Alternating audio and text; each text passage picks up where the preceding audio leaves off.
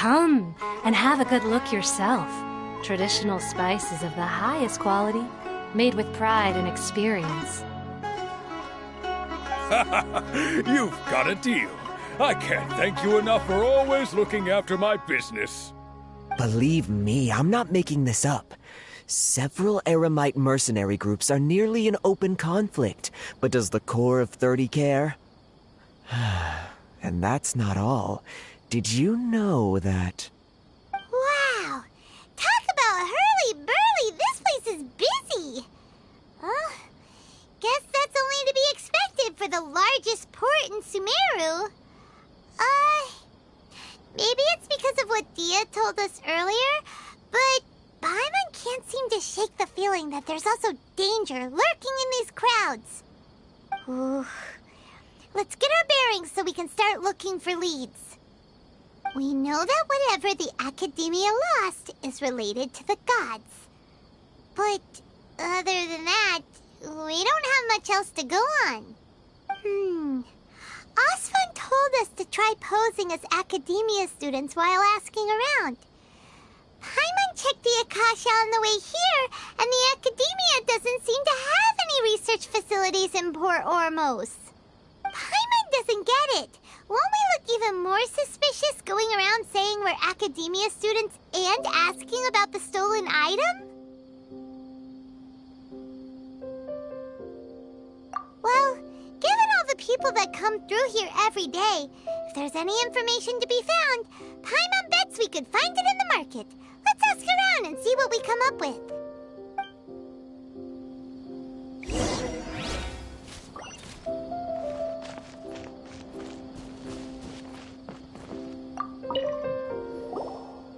Welcome. Welcome. How can I help you too? Hi there. We would like to ask you a question. Do students from the Academia ever come to Port Ormos? Of course. Especially around this time of year. Students from Sumeru City that are about to graduate often come to Port Ormos to cut loose a little. Many people often talk about how hard it is to get accepted into the Academia, let alone graduate. But those who finish their studies and go on to become full-time researchers at the Academia have it even harder. Sure, we may not be Sumeru City, but Port Ormos offers beautiful scenery and a stress-free environment. Some even say it's good luck to come to Port Ormos, so students and researchers come flocking here when things get to be too much at the Academia. Ah, you see over there? Those are students from the Academia. They've been looking worried and miserable ever since they got here a few days ago. If you ask me, the life of a merchant is better. So long as the Akasha teaches us what we need, then life is good. Those students seem to be discussing something. Let's see if we can listen in.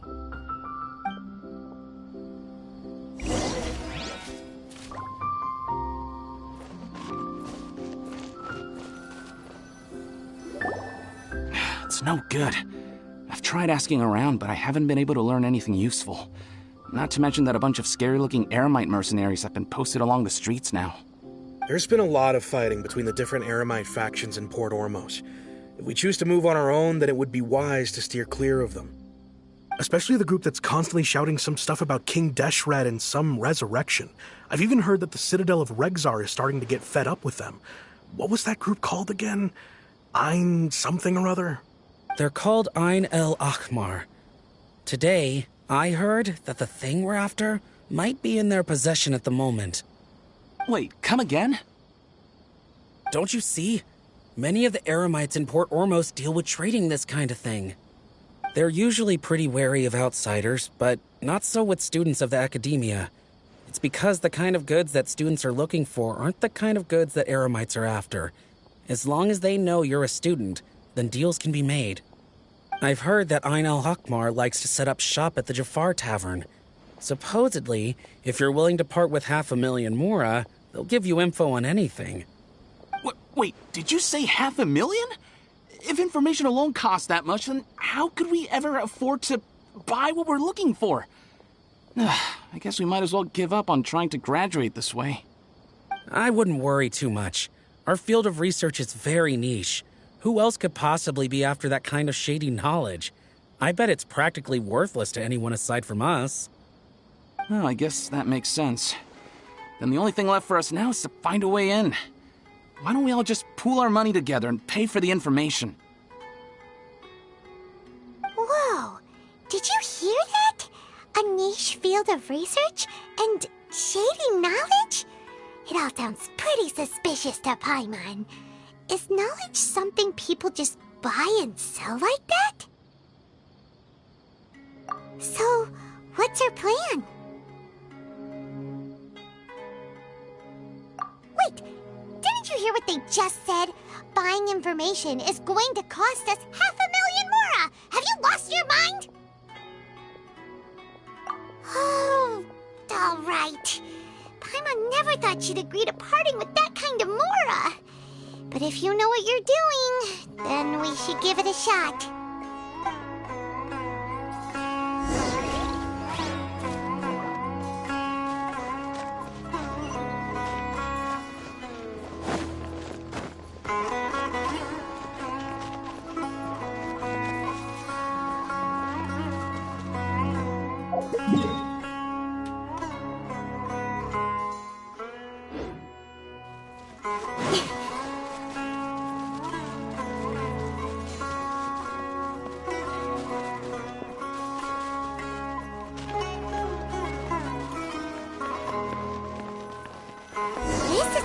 We heard those students talking about. Let's find a seat somewhere and see if we can spot the group they mentioned.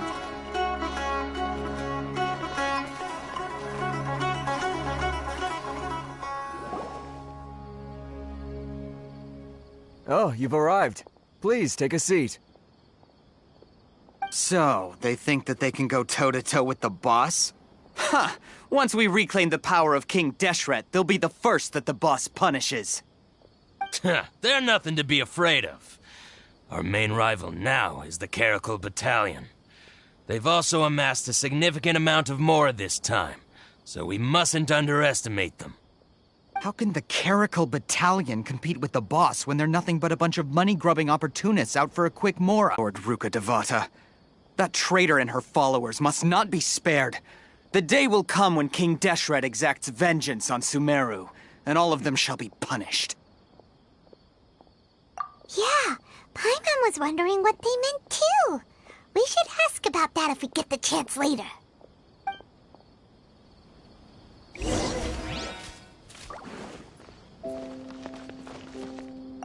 Got it. Oh, so then what happened Huh? next? Who are you? What do you want? A student? Huh. What's a student from Sumeru City doing in Port Ormos? Ah, well, if it's info you want, you've come to the right place. The question is, can you afford it? Huh? What is this, some kind of joke? Oh! Sorry! She must have grabbed the wrong amount! Hey, what do you think you're doing? Oh, Paimon can't stand to see so much more go. But there's no other choice right now. Here, this is the merchant's address. Whatever you're looking for, you'll find it there. Hmm? Well, what are you waiting for? Oh, that's right! We heard you mention King Deshret just now. We're actually interested to know more because we're, archaeology students! Fine. Since you've already handed over the mora, I guess I can throw in a little extra info. As you can see, members of Ain al-Ahmar are devout believers of King Deshret. Years ago, King Deshret founded the great desert nation that was our homeland. It was an advanced civilization, far beyond anything you'll see in present-day Sumeru. King Deshret was the rightful god of wisdom, but he was betrayed by a companion he trusted. She even stripped him of his title, God of Wisdom. So, you mean the traitor was... Greater Lord Ruka Devata, yes. That shameless wretch destroyed King Deshret's civilization, and our ancestors were forced to flee to this land where we were made to suffer the tyranny of our enemies. Furthermore, she conspired with the academia to cover up the truth of her actions and create the merciful and benevolent facade for which she is now known. Ugh, just thinking about it sickens me. But the story doesn't end there, oh no. King Deshret isn't truly dead. The voice of the Oracle has been heard in the desert, prophesying his resurrection. Mark my words, our god shall return.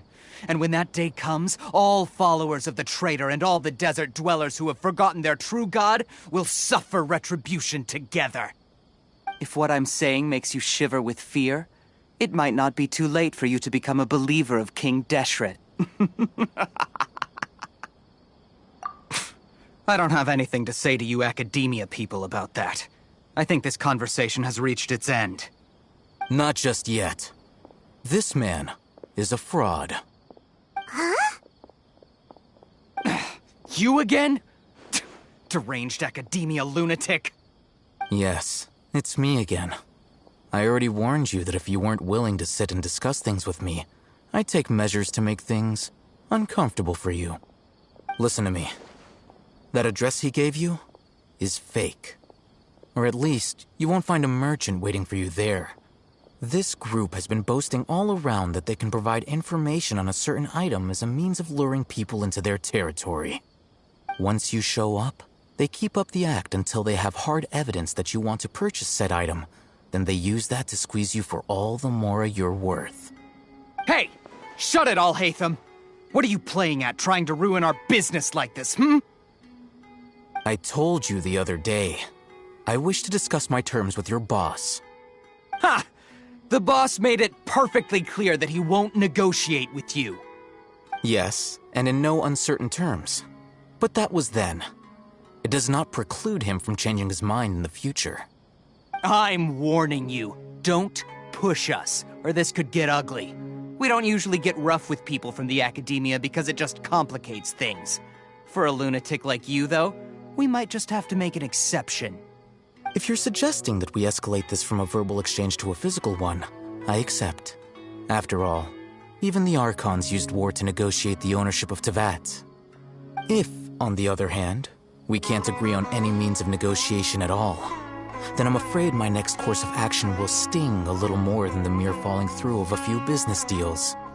I will jeopardize the Eremite's reputation, which I know you value above all else. I am quite confident that if I began to take such action, your boss would willingly approach me himself.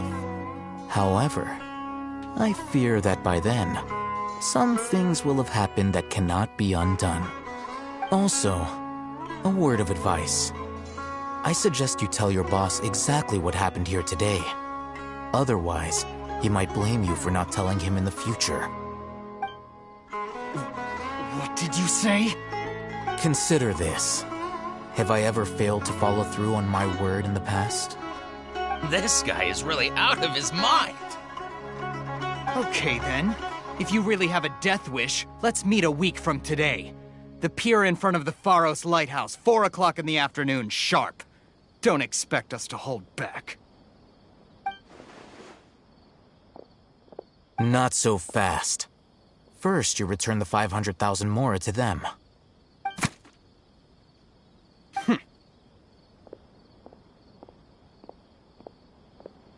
Please, I beg you, don't provoke them. We can't afford any trouble with this crowd.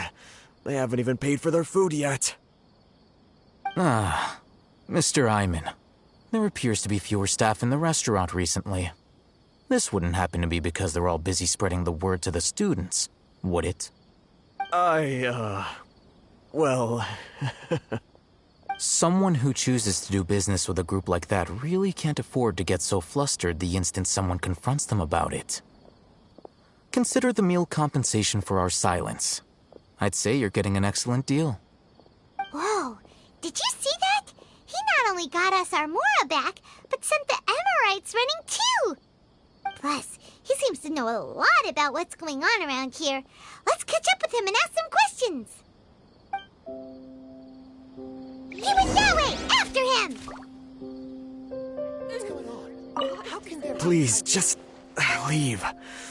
Forget the cost of the meal. just, pretend nothing happened today?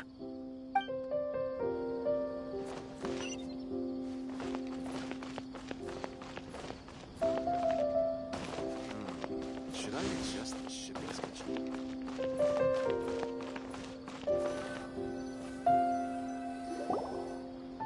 Wait up! It's Al-Haytham, right? What do you want? No need for thanks. My goal was to get to them, and you two gave me just the opportunity I needed. We're even. Oh, I advise you to keep your distance from them. Since they weren't able to make off with your Mora in the end, they might harass you again in the future. All right. Goodbye. Hold your horses! We still have something to ask you about! Since you tore through their scam right in front of them, you must know the real story about certain something, no? Who exactly are you two? And why are you inquiring about that? A student. Right. Look, you should know that those thugs conducting business with you had nothing to do with your lie. Huh? Oh, yeah! She's really strong! Weren't you saying something about a physical exchange? We can help with that. She doesn't even have a vision. Forget it. Maybe not, but she can still use elemental energy. Otherwise, there's no way we'd go asking for info from from guys like that. Those high-headed thugs are definitely gonna bring a lot of backup for your next meeting. Even if you don't go alone, you won't regret taking us with you.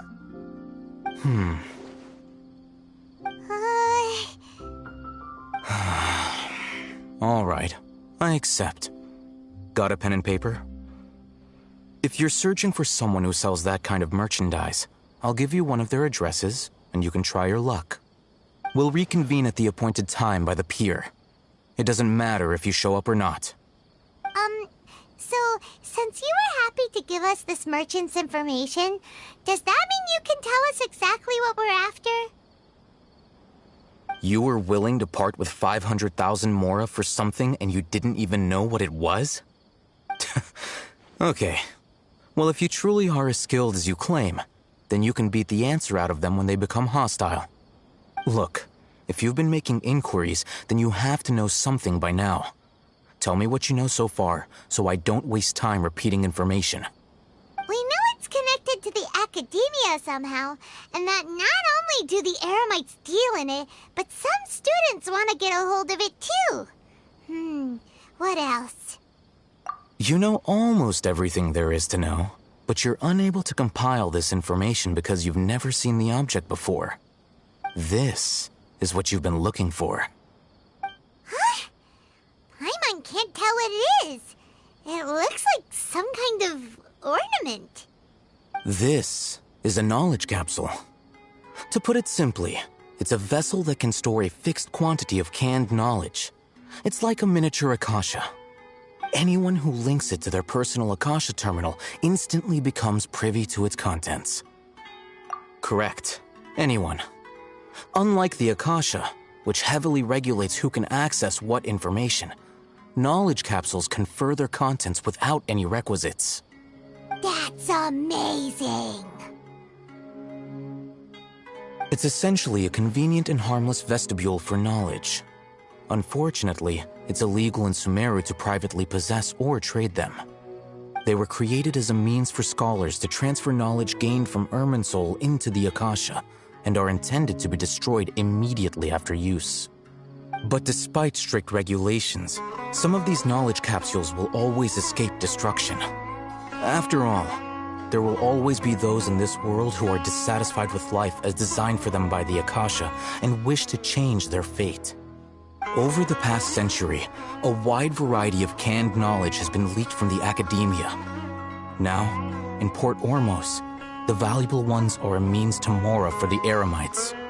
Meanwhile, those which the Eremites deem to be useless to them occasionally prove useful to the common citizens and hapless academia students. Well, I think that about sums it up. Oh, so that's your true objective. With our current arrangement, I don't believe I can offer an answer. You're still resolved. Fine. Let's talk somewhere with fewer people.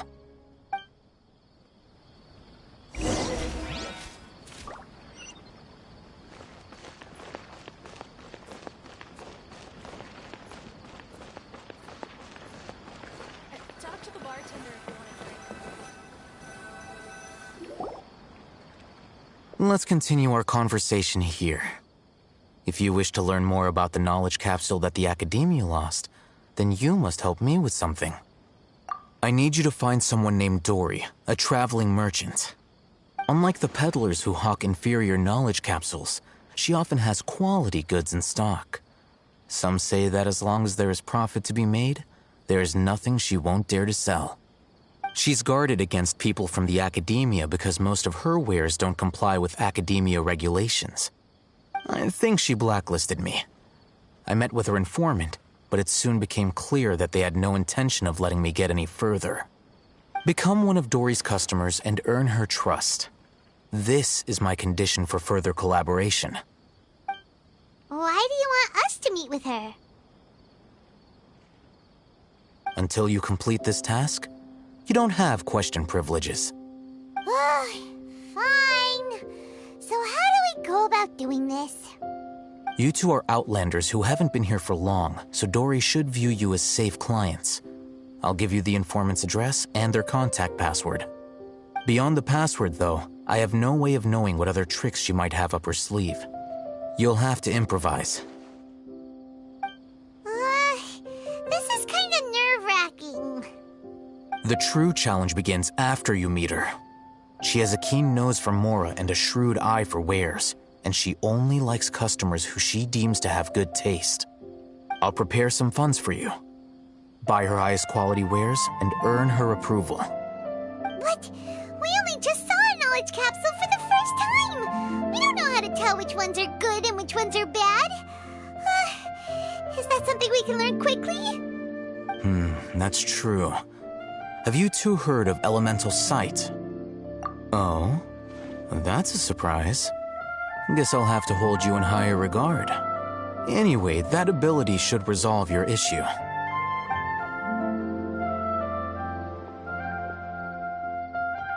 Here are 2 knowledge capsules.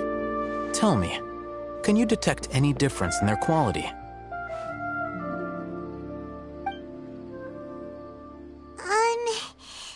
They look the same to Paimon. Try inspecting them with elemental sight. How'd it go? Did you see anything? Rumor has it that higher quality knowledge capsules generally appear brighter when viewed through elemental sight. That's because knowledge originates from Irminsul, the root of Dendro power itself. The more powerful the knowledge, the richer it is in Dendro energy. However, some canned knowledge with a high concentration of elemental energy is of little use in contemporary times, so those capsules are of little value. Using elemental sight is merely a stopgap measure, but it should suffice for earning Dory's trust. That sounds pretty impressive. Here's a sheet with the informant's location and contact password, and here is the Mora for purchasing canned knowledge. Don't be cheap. You'll need to spend to catch Dory's eye. If there's any Mora left over, just keep it. Oh, and be sure to exercise some caution. There have been Matra present in Port Ormos lately. Your efforts will be for naught if they catch you. Matra?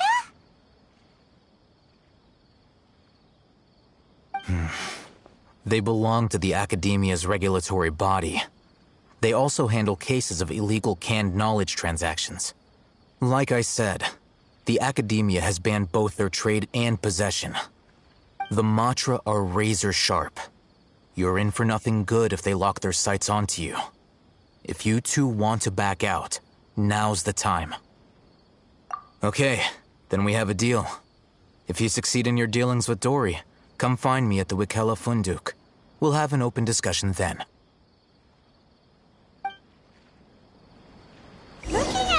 Hatham wrote, Dory's informant is a traitor near Old Ormos. Let's follow these instructions and try to get in contact with him.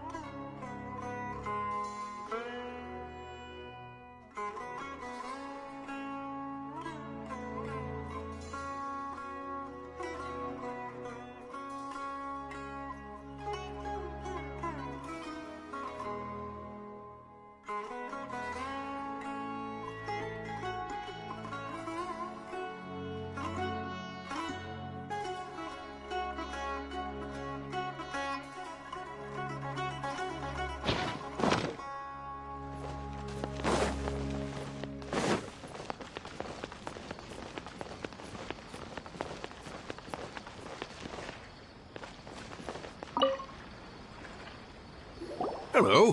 What are you two looking to buy?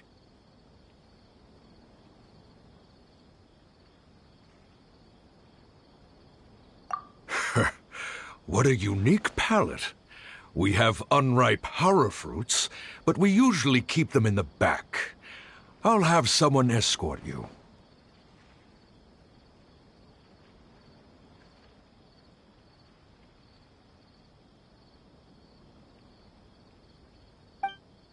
Following the paper got us past the first round. Roanoke, these two want to buy unripe horror fruits. Show them to the warehouse. Got it. You two, please follow me. You two have a fascinating fashion sense. We haven't seen a customer wearing a Sumeru rose for quite some time. Hold on. Let me think. Sumeru rose means common merch. No, look again. We're obviously wearing mourning flowers. Every ship deserves the My mistake. I do apologize. Whew. That pop quiz sure was scary.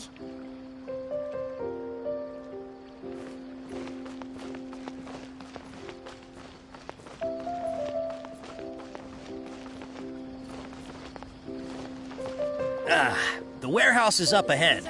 Please follow me.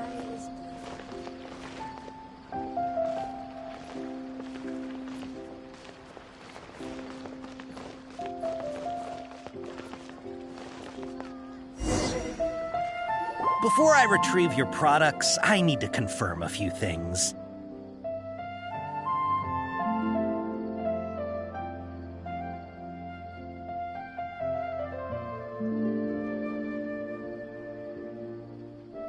Please forgive me, but we may not have sufficient stock for you today.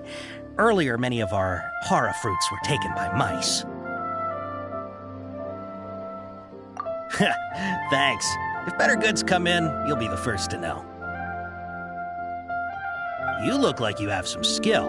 Why don't I pick out some fruits that'll make you dizzy?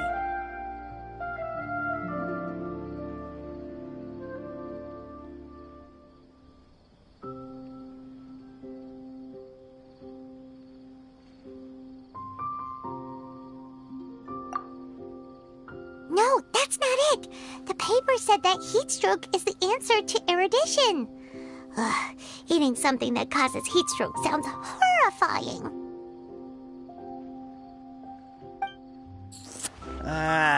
I'm sorry, but as things currently stand, we won't be able to fulfill your order. Why don't you two think things over? He's cautious of us. Let's take a closer look at the paper that Al-Haytham gave us.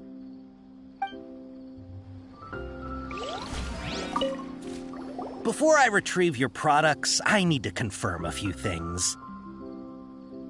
Please forgive me, but we may not have sufficient stock for you today. Earlier, many of our hara fruits were taken by mice. Thanks. If better goods come in, you'll be the first to know. You look like you have some skill. Why don't I pick out some fruits that'll make you dizzy? Yep, that's the right answer. But eating hara fruit that makes your head and ears ring sounds like a bad life decision. Would you like your hara fruits to be packaged in the Sumeru City or Port Ormos style? Wow, you two sure are generous customers. We'll be sure to package your products beautifully. Okay, everything has been confirmed. Miss Dory is waiting for you up at... Shoot! It's the Matra! Run! What? The Matra? Where? Al-Haytham said we're done for if they catch us. We gotta get out of here. We don't know this area, so let's follow that informant.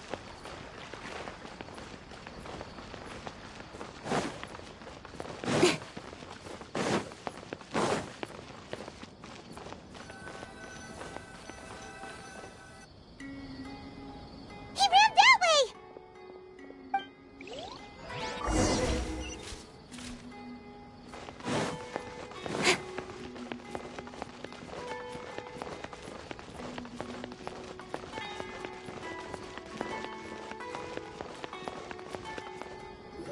Look, he's over there!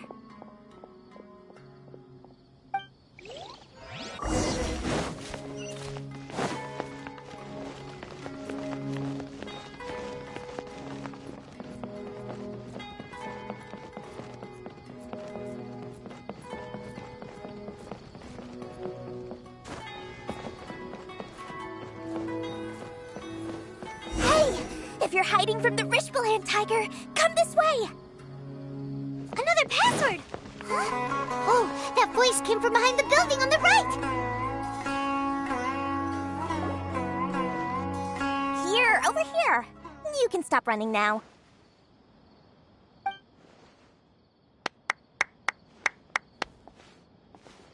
So you were the one who was calling out to us just now.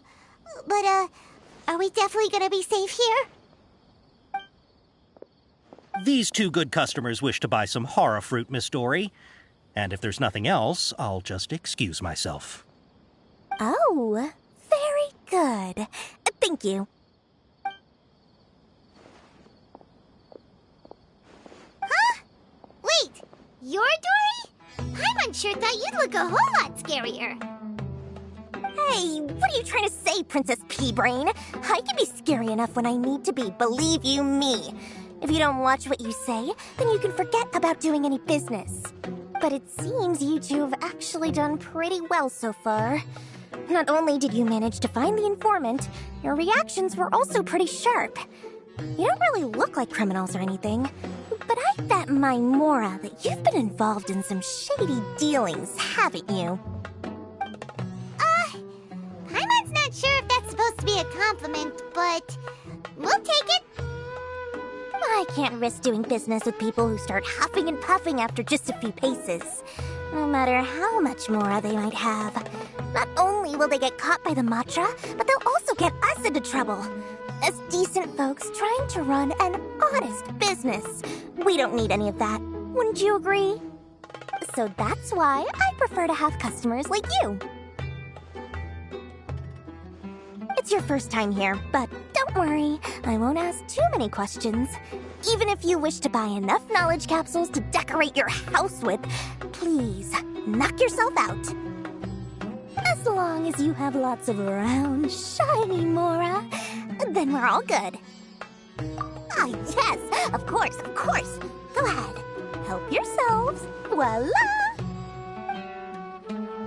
Wow, She is a trove of canned knowledge. Whew. She'd probably be in serious trouble if the Matra caught her with all this.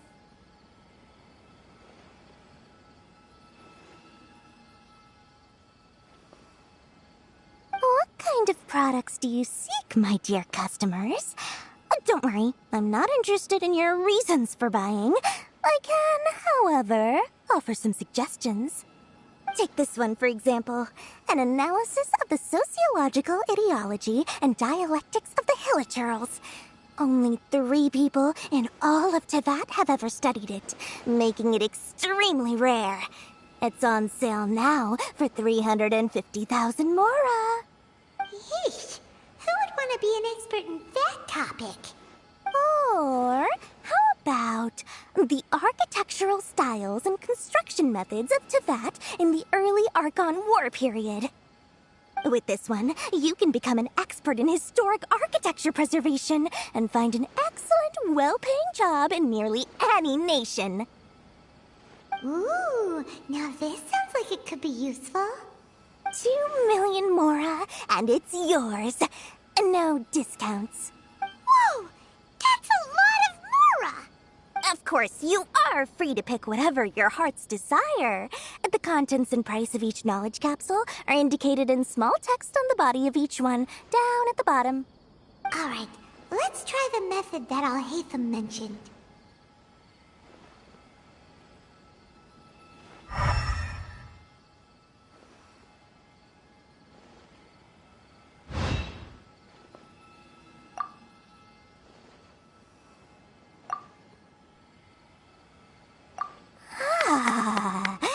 You've really got a good head on your shoulders, and quite the eye for quality. We'll take these, please and thank you. My oh my, you are blessed with a taste for both the exquisite and the extravagant. Customers like you are a rare breed. 1 in 100. No, 1 in 1,000 even. Listen, I have a special offer for you two. If you spend just 100,000 mora more, you can pick any knowledge capsule of your choice up to a value of 1 million mora. Say what now? Hey, did you hear that? Spend another 100K and we get a capsule worth a whole million! But all the canned knowledge we just bought is easily worth 500,000 mora. If we spend just a little more, we can get something worth 1 million mora. Isn't that a fantastic deal? Think about it. We've gone to all this trouble to get this canned knowledge. And so far, everything we bought belongs to Al-Haytham. Aren't you even the least bit curious about how this whole canned knowledge thing works? We're talking instant knowledge here. Don't you want to try it yourself?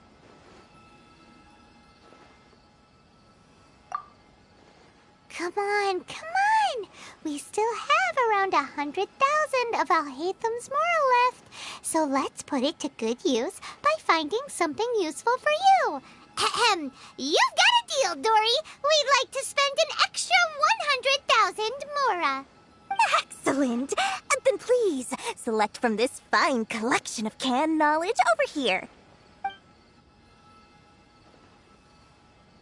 Hold on a second. Paimon thought we could choose whatever we wanted. Why can't we choose the ones from over there?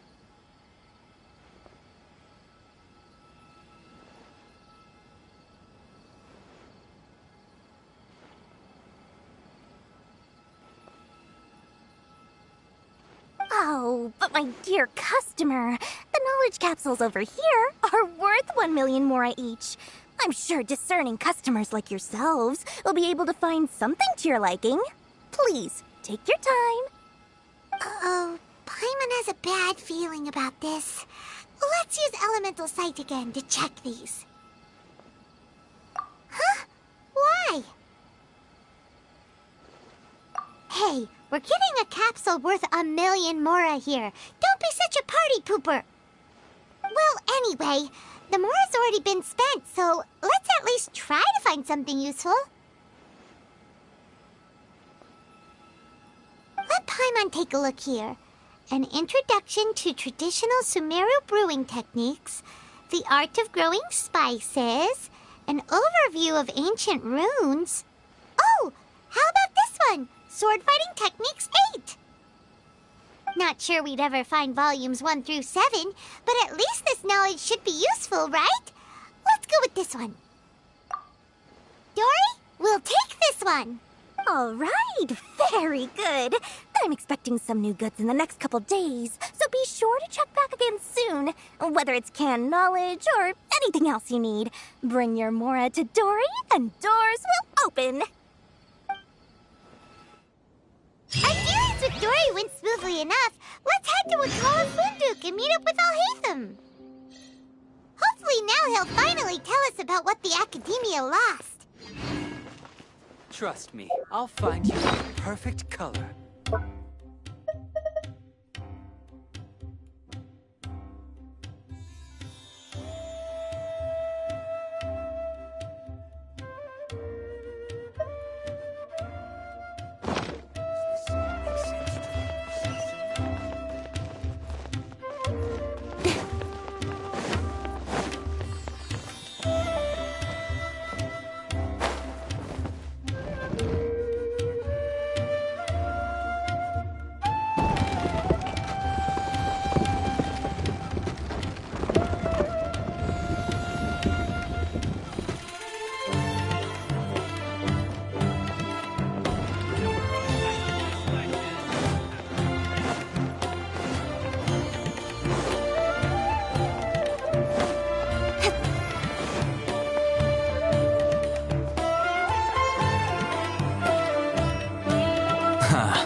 You two made it. And from the looks on your faces, you were successful. Whoa, there's so many people from the Academia here. Why would you pick this place as our meetup spot? Well, Wakala Funduk is under the Academia's control, so naturally the Academia has people working here. I came to Port Ormos under the pretense of conducting official business. You're a pretty daring guy. Relax. No one here is interested in anything we say, and the Matcha won't come here. Okay now, tell me how your encounter with Dory went.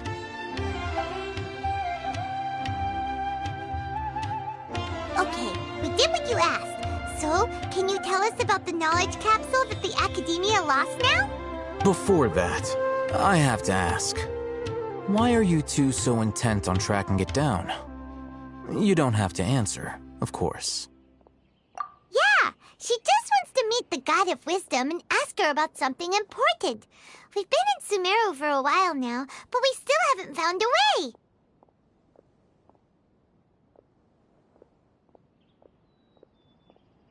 When we heard that the Academia had lost something that might be related to the gods, we came here in case it turned out to be our lucky break.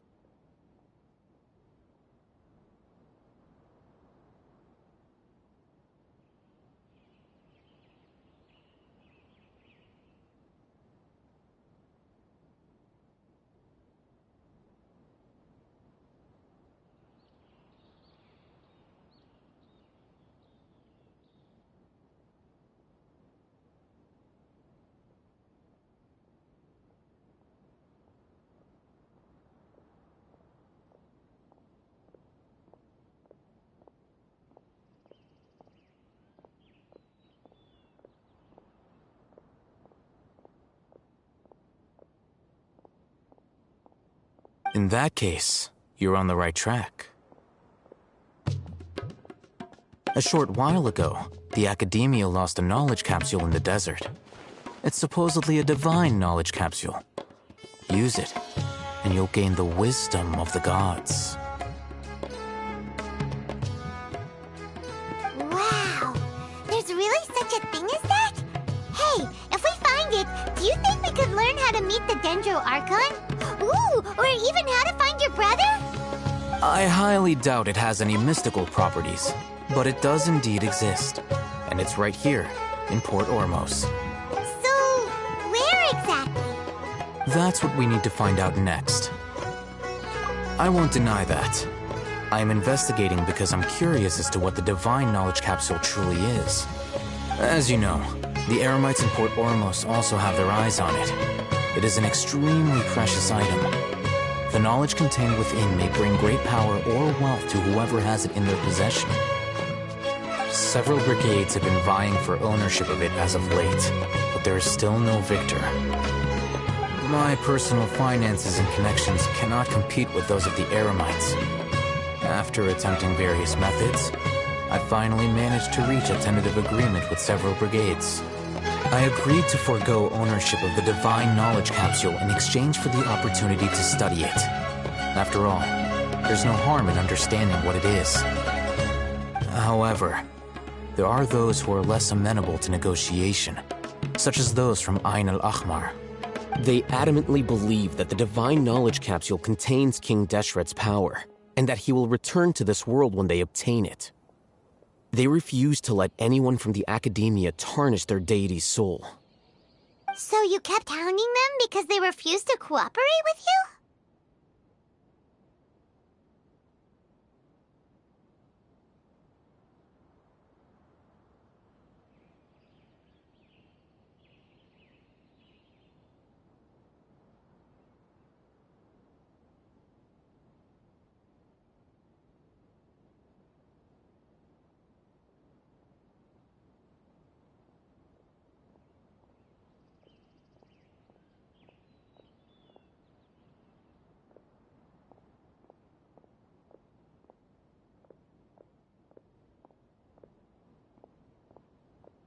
Yes.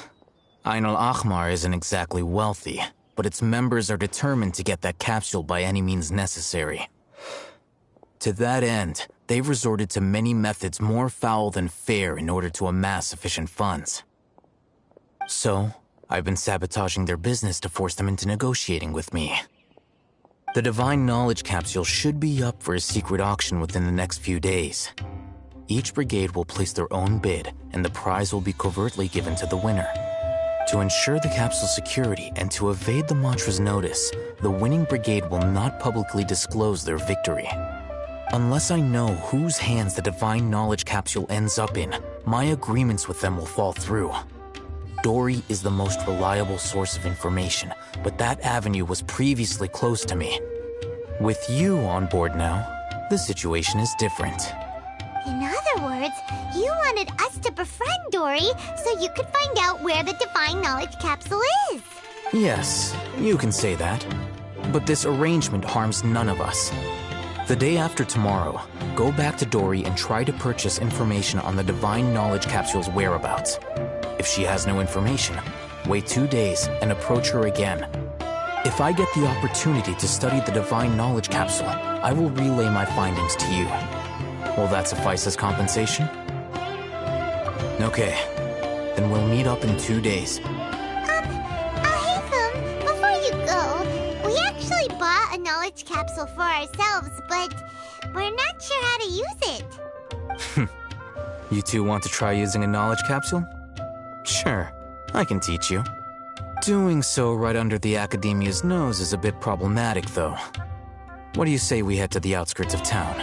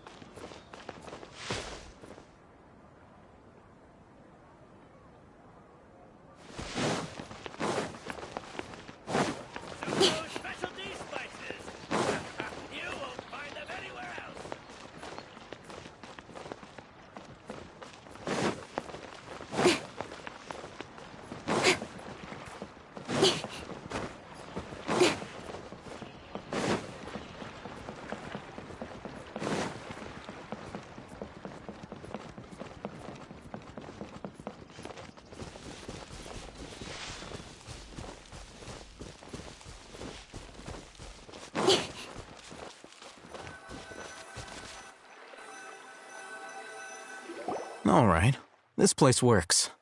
Show me the capsule you purchased. Here. Sword Fighting Techniques 8. Huh. A combat class knowledge capsule. This class is something of a rare find these days, since most have been taken by the Eremites to augment their battle capabilities. Really? Aw, yeah, what a great buy! If you want to determine the efficacy of this capsule, I can evaluate your combat ability. However, effects will likely be minimal if you already possess a high amount of strength. We can conduct a controlled experiment where you fight 2 battles, one before using this knowledge capsule and one after. While you fight, we can use an Akasha terminal to monitor your various physical parameters. There may be variances in your physical strength between the 2 tests, as well as a disparity in your opponent's abilities. But don't worry, I'll run statistical analyses afterward to mitigate any confounding effects. Wow! Haytham! You must have been one of those guys at the academia who got top grades on everything! Paimon's curious about something, though. You definitely weren't one of those students who needed canned knowledge to graduate from the academia, right? So why are you risking getting caught by the mantra for this capsule?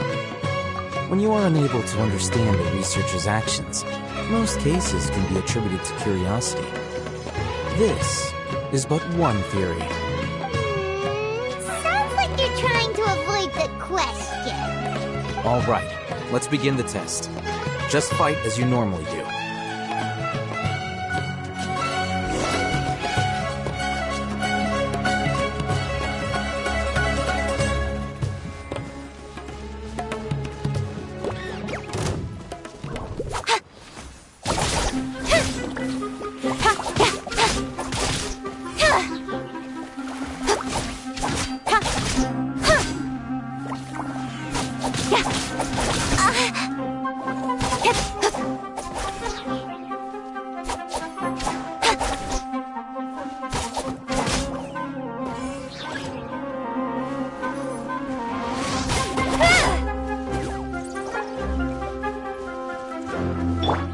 One with the forest!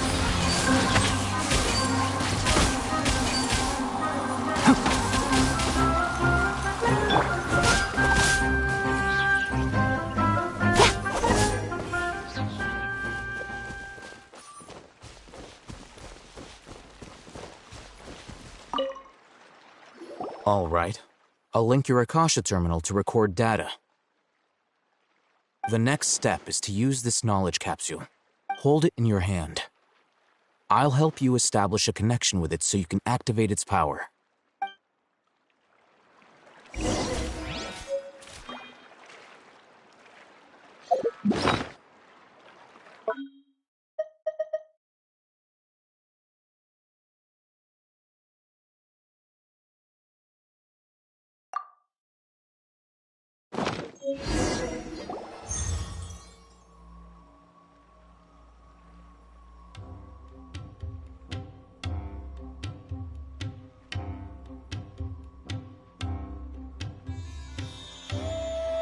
Hey, how are you feeling?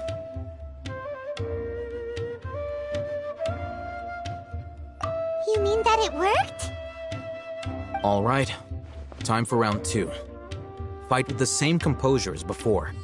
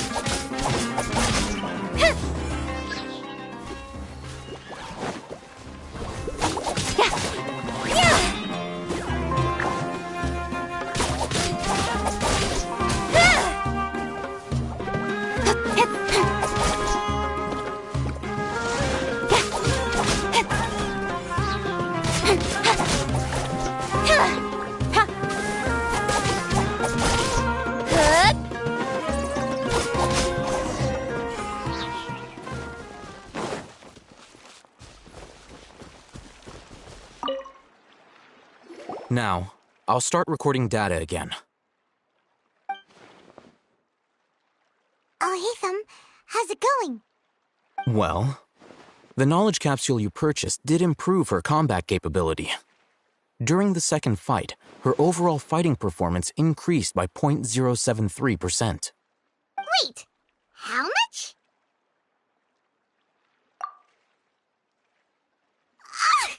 Dory's such a jerk! She totally scammed us! 1 million mora? This thing isn't worth a tenth of that amount! Of course, this could be because she is so powerful that the capsule's contents were unable to produce a substantial increase. At the very least, this test allowed me to gain more insight into you two. Our deal seems increasingly worth my investment. I'm heading back to Akela Funduk. I await your response in 2 days' time. This is Mora for when you ask Dory for information. Pay her as much as she requests.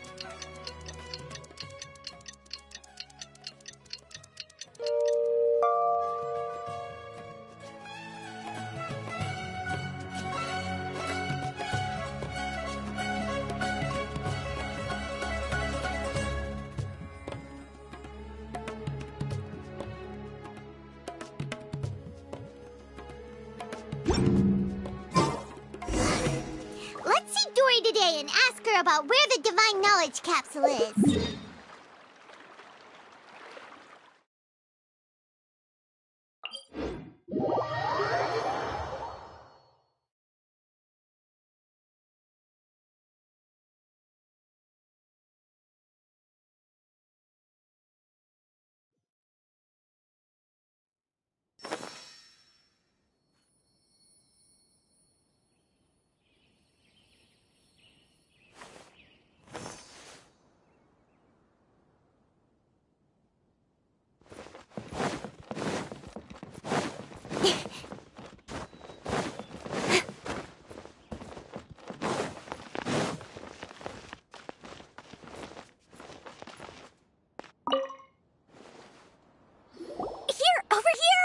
Welcome back, my loyal patrons. What can I do for you this time? You name it. Canned knowledge, supplies, or anything else you need. I'll find a way to get it. Where there's a waterfall of Mora, there's a way. Can you really get us anything we want? Anything at all? Aha! So it appears that canned knowledge alone is no longer sufficient for your opulent appetite. Then please oblige me. Tell me what you have in mind. Oh! I knew customers with pockets as deep as yours would undoubtedly crave something more profound than ordinary canned knowledge.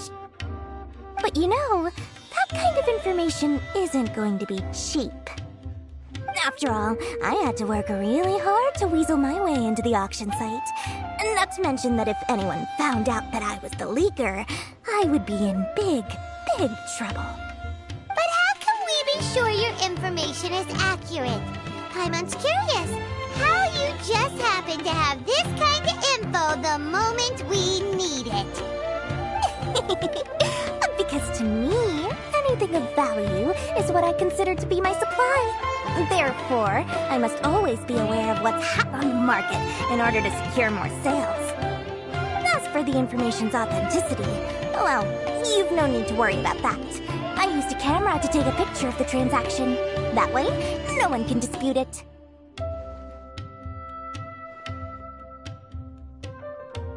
It's always a pleasure doing business with such sterling patrons. Now that you've paid in full, here's the scoop. The Divine Knowledge Capsule was purchased yesterday by a certain Misery, the leader of Ain el-Ahmar. Ain el-Ahmar? You mean the Eremites who worshipped King Deshret? Ah, so you're already familiar with them. The group has done everything in their power to obtain the Divine Knowledge Capsule. After all, they believe it contains the power of King Deshret. That Divine Knowledge Capsule is unlike any other canned knowledge I've seen before. It was glowing bright red. The capsule is clearly visible in the picture I took. You can look for yourself. Thanks for the info, Dory. Please, it's my pleasure. It's all thanks to discerning customers such as yourselves that my efforts yesterday were not in vain. Please, don't hesitate to contact me if you ever need anything else in the future. Mora for Dory opens doors. Well, we figured out where the Divine Knowledge Capsule is. It turns out it ended up in the hands of Ain el-Ahmar. Let's head back and talk to Al-Haytham.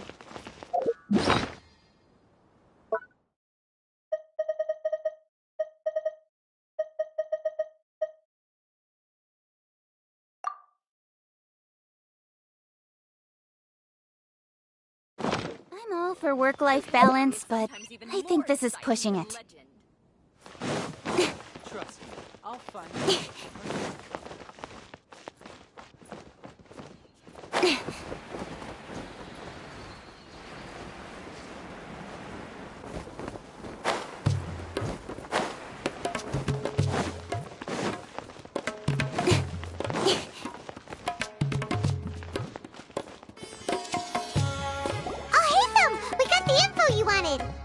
Really? All right. Let's hear it.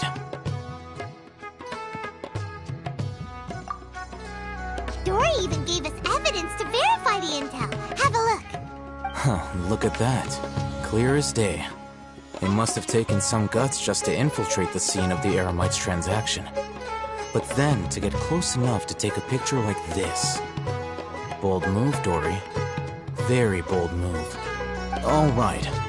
The person in this picture is indeed Misery, the leader of Ain el-Ahmar, and the glowing red capsule he's holding appears to be the Divine Knowledge Capsule.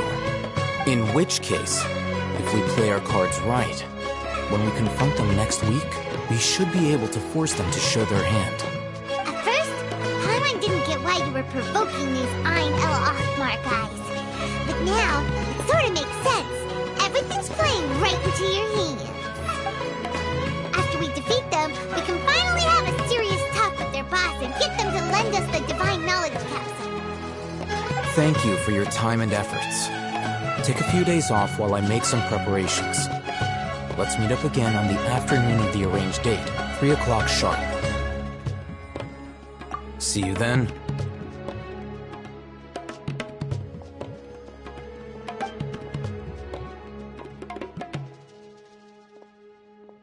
Al-Haytham sure is taking his time.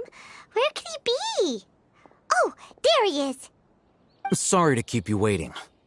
Let's head to the pier in front of Pharos Lighthouse. Yep, let's go.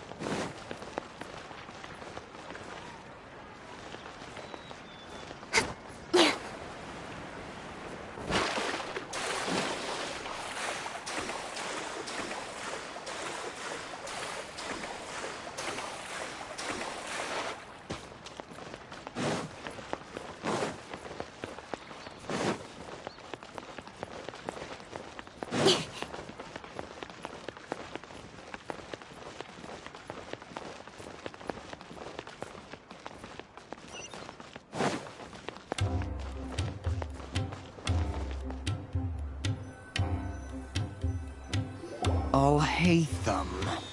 I knew you were crazy, but I didn't know you were crazy enough to actually show up. It was I who demanded that these negotiations take place. I was more worried that you might go back on your promise. But to your credit, it appears that you're sticking to your word. This is turning into quite an occasion. I also brought some backup. I assume you don't mind. Backup? Aren't you the brat from the restaurant the other day? You've come to support this lunatic because he helped you out? Fine, your funeral. I'm not going to mince my words. Once we're done with you, you'll be nothing more than fish food. Get 'em, boys!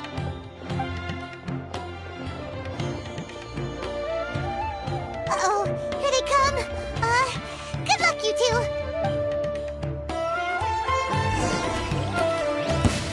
That's close enough.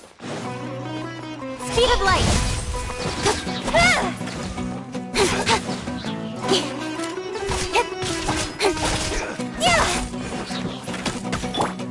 The wind knows her.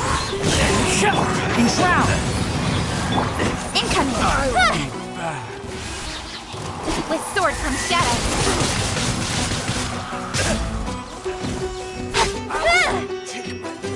Speed of light.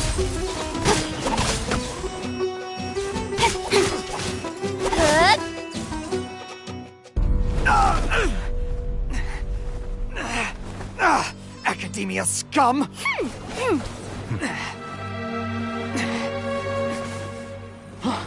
Boss! Finally! Did you use it? Great! Now we can...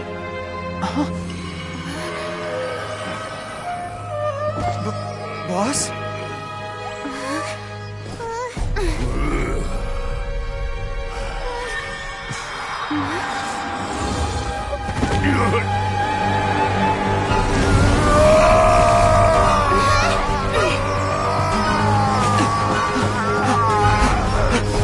Boss! What's wrong? What happened to him? We have to cut his Akasha connection, now.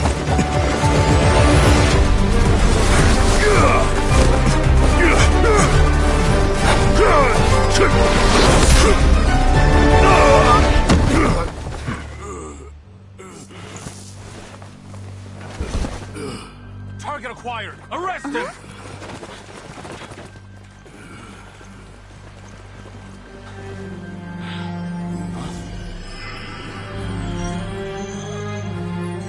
Do not impede our work. Is that understood, Al-Haytham? Of course. I was only trying to help. Take him away!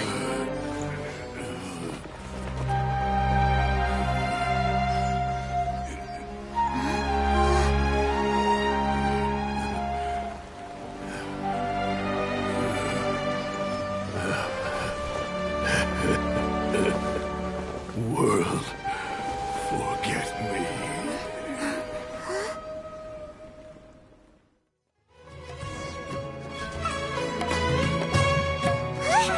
What in Tibet just happened? It's like that big guy suddenly lost his mind. It looks like he used the Divine Knowledge Capsule. You mean the Divine Knowledge Capsule did that to him? Oh, yeah. You mean how some researchers go insane after getting knowledge from Irminsul? I've heard of numerous incidents of researchers in Satyavada life going insane. The state that man is now in suggests that this is a similar situation. This Divine Knowledge Capsule does appear to be linked to the gods, but beyond that, it doesn't seem anything like the rumors suggest. Possessing it doesn't grant you divine wisdom or power. Did you hear what he said? World, forget me. What could that possibly mean? If the mantra took him away, then that means the Academia got the Divine Knowledge Capsule back, too. What a shame. We were so close. Still, Paimon didn't expect the Divine Knowledge Capsule would be so dangerous. Imagine if we tried to open it. Oh, who knows what would have happened to us? As things stand, there is no reason for me to remain in Port Ormos. I believe our collaboration has also reached its end. Oh, we were so busy trying to find the Divine Knowledge Capsule that Paimon forgot to ask you something. Since you're a member of the Academia, do you have any idea how we can go about meeting Lesser Lord Kusanali? Truthfully, I don't. Lesser Lord Kusanali appears to exist outside of Sumeru's entire administration. Most of the time, you wouldn't know she exists at all. Moreover, since the Academia possesses the Akasha, a symbol of our deity's wisdom, scholars have no reason to desire to make contact with the deity herself anyway.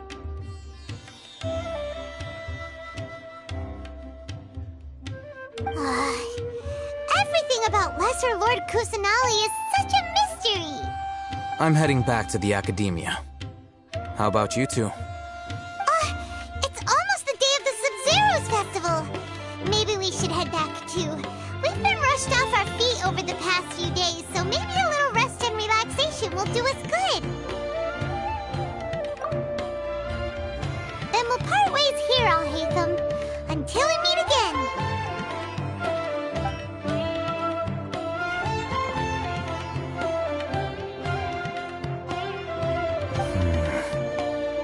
Now, do I deal with this thing first? Or should I produce the report that the higher-ups require?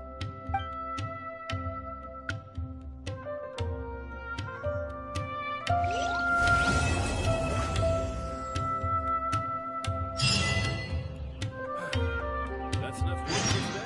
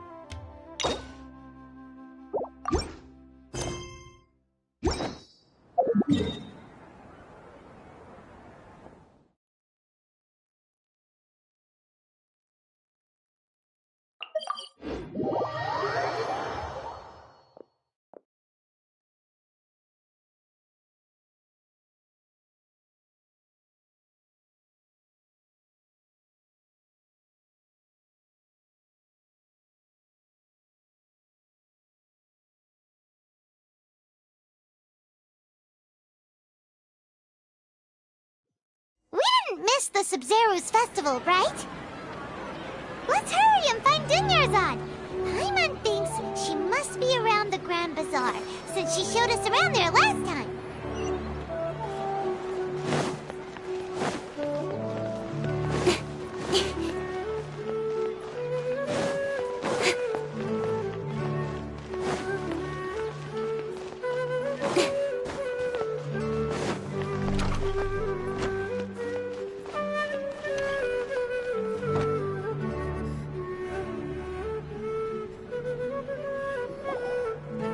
There she is! Dunyarzad, we're back! Just as promised, Traveler and Paimon. I'm so glad that you two came back to celebrate Lesser Lord Kusanali's birthday. Indeed. The festival's tomorrow. We've been preparing for so long that I can't help but feel a little nervous. There's no need to be nervous. Paimon's sure that Lesser Lord Kusanali will feel everyone's gratitude. Thanks, Paimon. I hope that everyone who comes to the festival will also have a good time. Speaking of which, did you manage to make your way to Port Ormos? Discover anything over there? Of course we went. A lot of things happened there. I see. Sounds like you two had another exciting adventure. If there is another chance, I would love to join. My lady, if you went to Port Ormos in your current state, we'd both be in for a lifetime of trouble. Dia! You were eavesdropping! It's called covert protection. Keeping an ear out for what's going on around my employer is part of the job. It's all right, Dia. I merely said I would like to go. I know better than to think my body could handle it. The festival's tomorrow. I've been doing nothing but causing trouble for you. So, Dia, please take some time to relax. I'll be fine. Even when you put it that way, it still doesn't feel right. Don't worry, my guardian knight.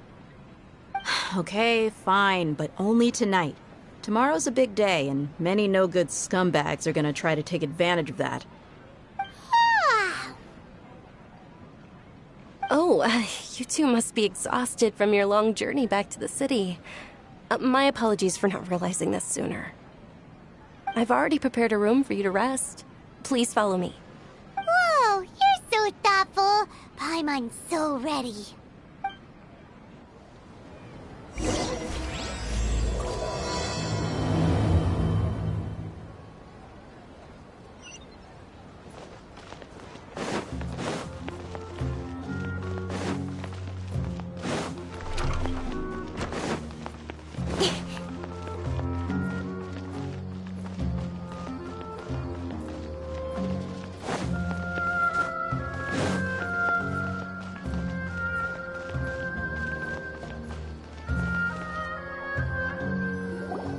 Here we are. It's also fairly close to where I've been staying. It looks really nice.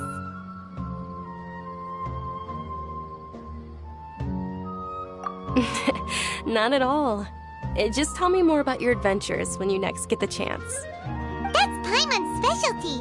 Paimon can tell you stories next time. Oh, if you don't mind, how about we all walk around together tomorrow? All of my friends will be working the festival, and Dia's still insisting on her covert protection. Yeah, it'll be pretty hard to relax and enjoy the festival if Dia's constantly hovering over you, right?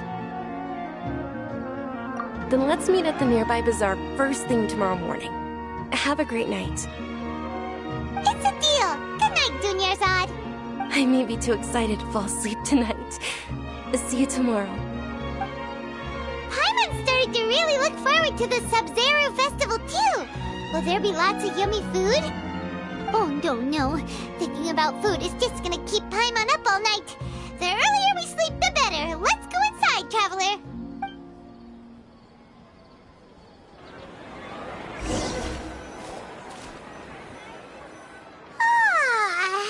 Did we oversleep? We should go meet Dunyarzad right away!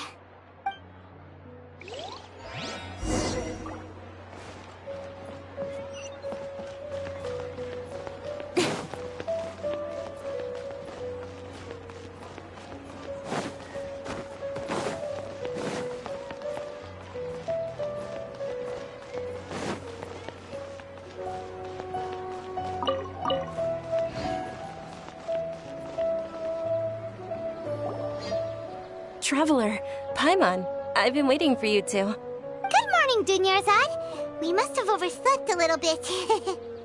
Not at all. I arrived early. Today is finally here. I must cherish every moment as if it were gold. You've worked so hard for this day. You gotta enjoy it to the fullest. You know it.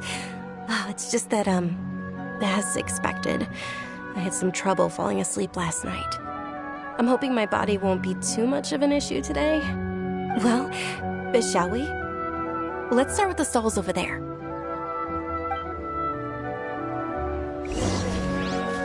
Many vendors came out of the blue to support the event, and they insisted on covering costs themselves.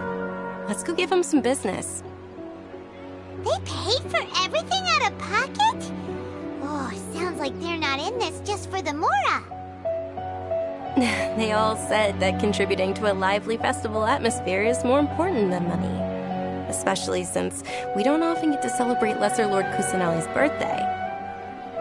Ooh, they're selling food over that way! Let's go take a look!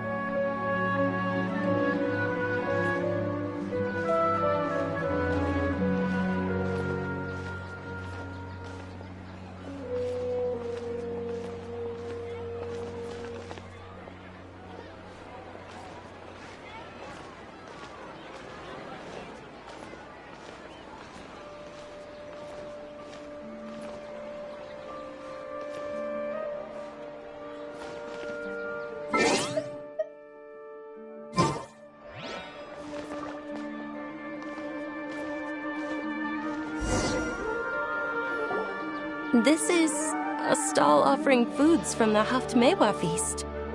Oh, you could tell straight away. I thought most people nowadays wouldn't know. Mushrooms, flowers, and all kind of fruit? It's all vegetarian stuff. Oh, Paimon's a little disappointed. So, what's the Haft-Mewa feast you mentioned just now? It's another Sub-Zero's festival tradition. People used to set their tables with 7 different foods. Generally speaking, the most common selections were foods like Rukashaba mushrooms, Nilopala lotuses, Sumera roses, Sunsettias, Kapalatas, Hara fruits, and Zaytun peaches. So, the Sub-Zero festival is a vegetarian holiday? You don't have to be a vegetarian to enjoy the spread. We just use the 7 foods to symbolize the 7 virtues of the Dendro Archon. Wait, but if that's the case, if Sumeru uses vegetarian food to represent the Dendro Archon, then wouldn't the Pyro Archon's festival be full of food like roasted fowl, juicy meatballs, grilled steak? Oh, Traveler, we have to go to Natlon as soon as possible! I hope your wish comes true one day, Paimon. Thanks! Alright, how about we also check out some of these other stalls?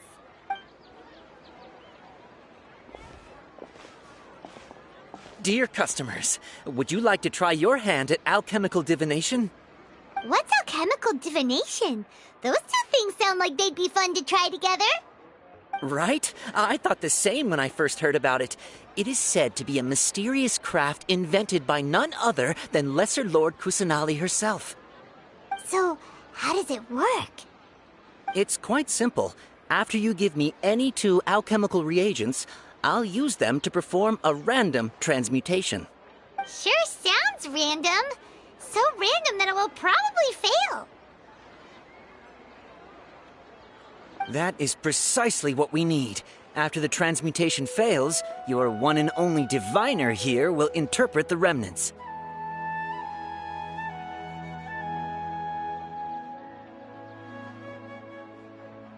Well, according to Lesser Lord Kusanali, everything is interconnected, and all that occurs can be traced back to fate. You could say this is a pearl of old wisdom. Why does everything sound so much more credible when Dunyarzad says it? Are you guys working together? So that's the true wisdom behind it. This young lady sure knows her stuff. So, how about it? Want to give it a try?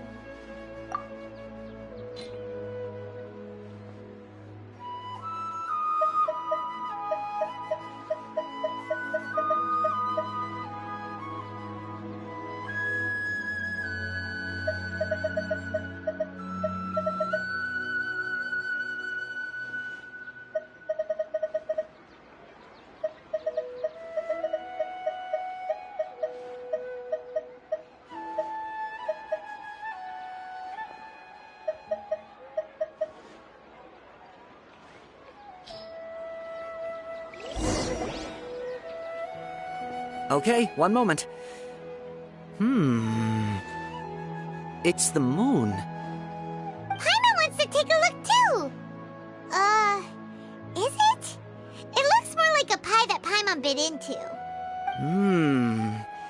Generally speaking, the moon signifies... It means... Wait a moment. Is he really looking it up in a book? Oh, I remember now. It means illusions and lies. Illusions and lies? That sounds rather ominous. Yes, but this book says that if you trust your intuition and overcome your fears, the sun will surely rise. He's not even trying to hide his book anymore. Naturally, fate will only ever show you the beginning of a journey. It is up to you to forge your own ending. Oh, thank you so much. I'll keep that in mind. Oh, it's nothing. I'm just learning as I go. Guess that was still pretty interesting. Okay, on to the next stall. They say the Sub-Zero's festival was very lively a long, long time ago. Large flower carriages used to parade through the city. As they headed towards Port Ormos, people would throw flowers, candy, and liquor all along the way. Dunyarzad's eyes are sparkling right now. I wish I could have seen that spectacle. But if you ask me, I'm sure Nilu's dance of Sub-Zeros will be just as impressive.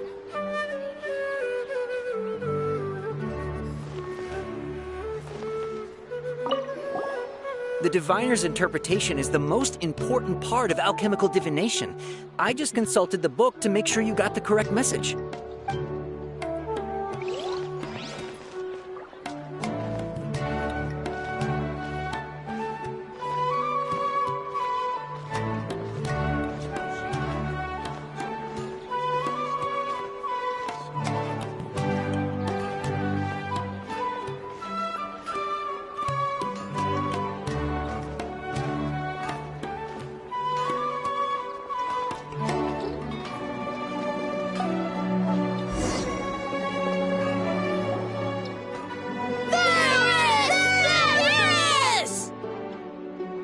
Attention! Soldiers, fall into formation if you want any Yalda candies. It's a weird guy with a weird hat. Hey, it's Dunyarzad! Wow! Miss Dunyarzad, the children love you even more than the Yalda candies. In the few short days it took to prepare for the Sub-Zeros festival, the children have all grown very fond of you. The Hallowed Knight of Flowers. It's an honor that you know my name. Attention! In the name of Ferris, the Knight of Flowers, I commend you on your contributions to the glorious Sub-Zeros festival. All right, little soldiers, take your Yalda candies and don't forget your loyalty to Lesser Lord Kusanali. Dismissed! Yes, Knight Ferris! Just what is going on here? Ferris, the Knight of Flowers, is another Sub-Zeros festival icon, and one immensely popular with children. In the past, the actor portraying Ferris would also sit on a flower carriage. It's all thanks to Miss Dunyarzad's sponsorship that the children can make such wonderful memories today. As are we to you, Vihar. Oh, not at all. Oh, speaking of tradition, do you want some Yalda candies? They're a festival staple, and I happen to have some boxes readied here. Take a look and pick whichever one you want. Whichever one? Don't these boxes all look the same? That is the fun part. Each box contains a random flavor. It's up to the luck of the draw. Flavors include lavender melon, hara fruit, sunsetia. Ooh, those all sound pretty good. And there's also lizard tail and oni kabuto. Huh? What's up with those two flavors? Oni kabuto is a little spicier than lizard tail. Dunyarzad, you tried them before? Traveler, help Paimon pick one. Paimon wants the sunsetia flavor. It's all right. Paimon believes in you. I also believe in your intuition. Great! These boxes of candy are numbered 1 to 5 from left to right. Which one do you want?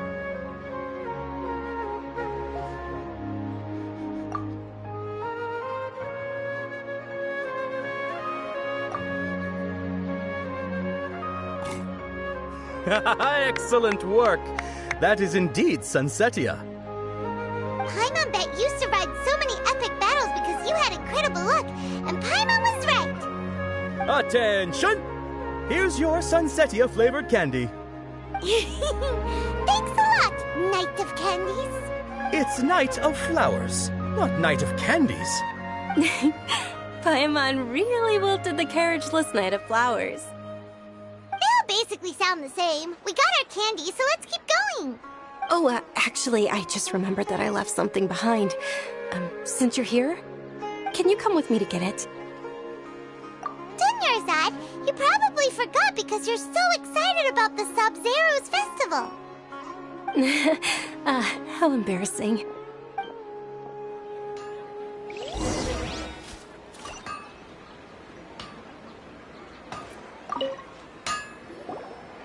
Attention, young soldiers! Are you here to join our ranks?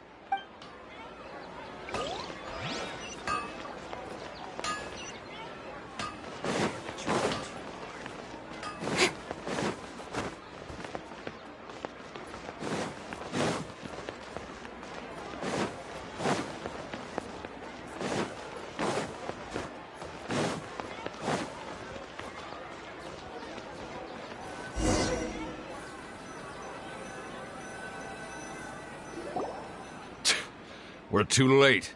Who knew the little lady was such an early riser? I know, right? Hey, wait a minute. Boss, isn't that her? Oh, that most certainly is. We're in luck. She's walking right into our clutches.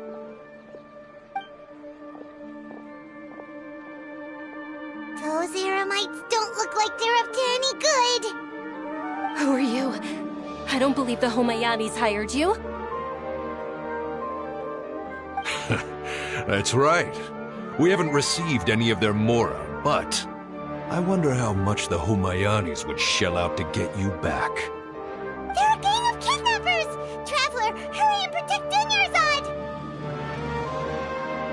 Hey, did you scumbags even consider that the Homayanis might have hired a merc that outclasses you?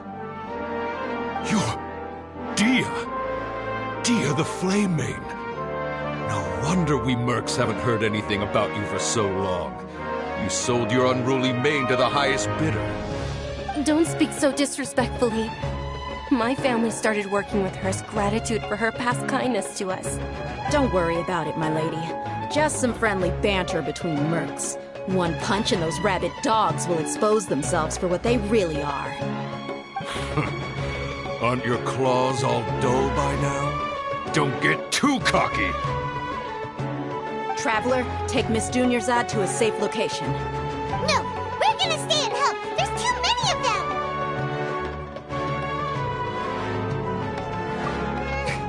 You're right.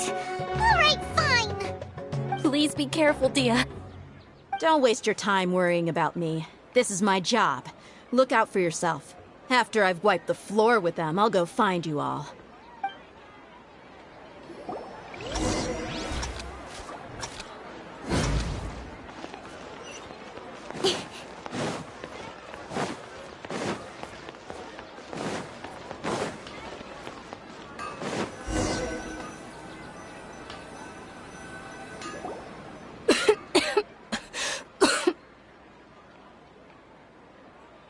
Dunyarzad, are you okay? You look a little pale. Are you in shock? I'm fine. My body always reacts like this whenever I exert myself too much. You sure you're okay? I'll be fine after some rest. I'm more worried about Dia. After all, none of this would have happened if I hadn't insisted on coming out today. Yeah, don't worry.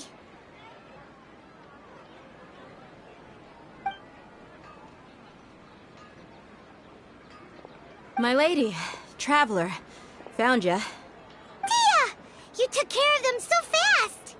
Any more of them? Or rather, did anyone follow you? Dia, your arm! Oh, this? I'm fine. It's just a scratch. Normally, they wouldn't have been able to land a hit on me at all, but I'm still getting used to this new greatsword.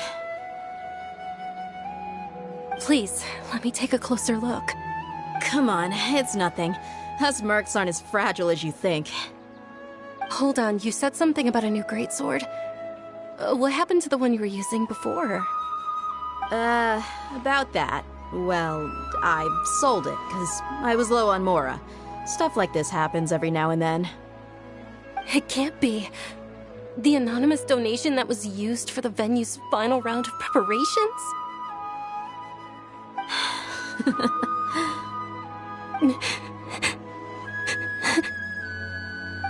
Hey, Miss Dunyarzad, I wasn't trying to make you cry, and I'm not gonna lose my commission because I made my employer cry, am I?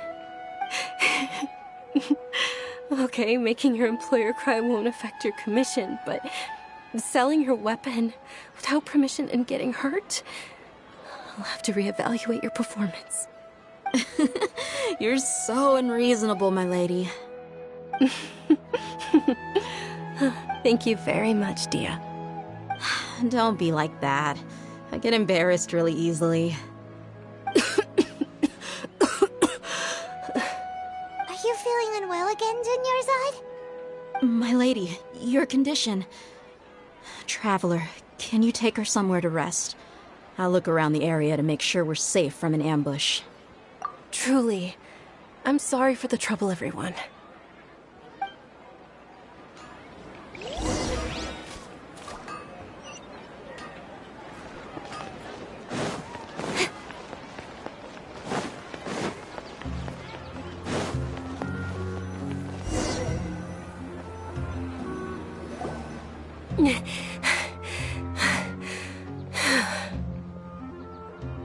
Are you feeling better, Dunyarzad? Yes, much better. Just give me a few moments and I'll be good to go. I didn't realize you were concerned about it. I guess I shouldn't continue to keep it a secret. I was actually born with Elazar. It's terminal now. Can't believe it's Elazar! Oh, you've already heard of Elazar. In that case, you probably know about its severity. Sumeru's current medical advancements still haven't been able to find a cure. The disease's progression can only be delayed through environmental therapy. Dunyarzad. There's no need to be sad. I've always lived with Elazar and I came to terms with it a long time ago. Compared to the simple fact that I'm afflicted with this, its effects on my life have been much more painful. I know that my family loves me dearly. They've done all they can to provide the best environment for me so that I can live for that much longer. However, I know I will one day succumb to this. Did you know? Before I ran away from home this time, the world outside of my home didn't even know that I existed. Since I was a child, all I could do was sit on my bed and stare at everything outside of my window. I'm sure my family's worried and disappointed in me for running away, but I just didn't want to have any regrets. I wanted to meet other people. To me, there's nothing more beautiful than being able to meet and speak with others. Not to mention the incredible time spent preparing for the festival. The joy on everyone's faces here, and all the support I've received from friends like Dia. This way, when my final day does arrive, it will be less sorrowful.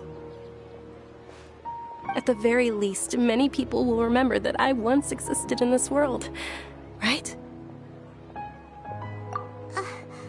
As long as you don't forget Paimon, Paimon also won't forget about you.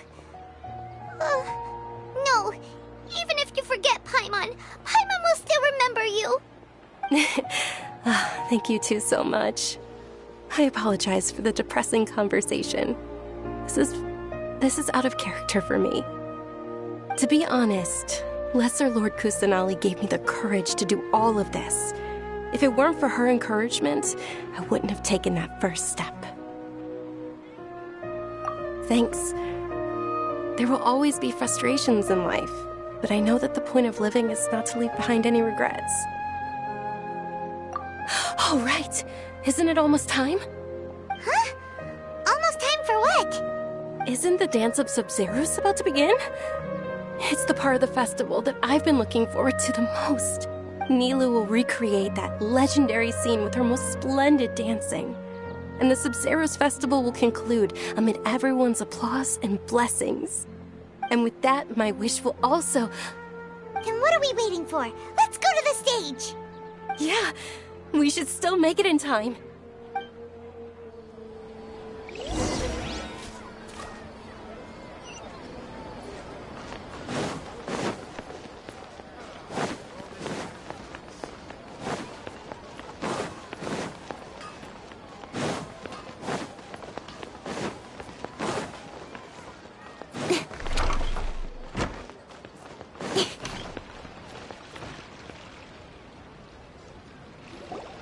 Were you not aware that the law prohibits this type of performance from taking place without prior permission?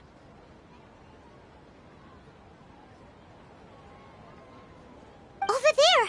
Someone's yelling at Nilou!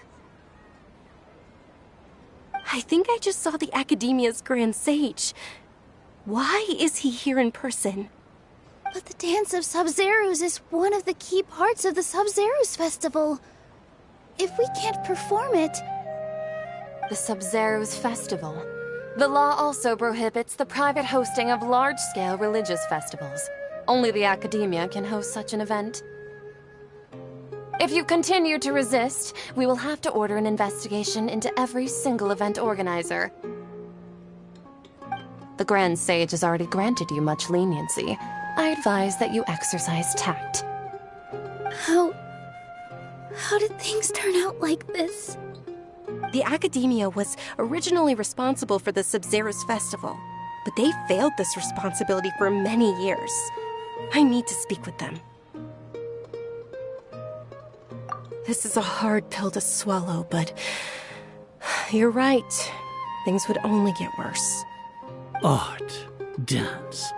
Aren't you ashamed of pursuing such frivolous and meaningless activities in this land of knowledge and reason? Our Archon created the utopia that is Sumeru City for all scholars who sought validity, verity, and truth, while people like you wish to defile it. No! I believe that our Archon never rejected the arts. Even the goddess of flowers dedicated a dance to her. With your lack of intellectual credentials, I do not believe you are qualified to debate with me. What you should be doing is finding workers to tear down this ridiculous eyesore.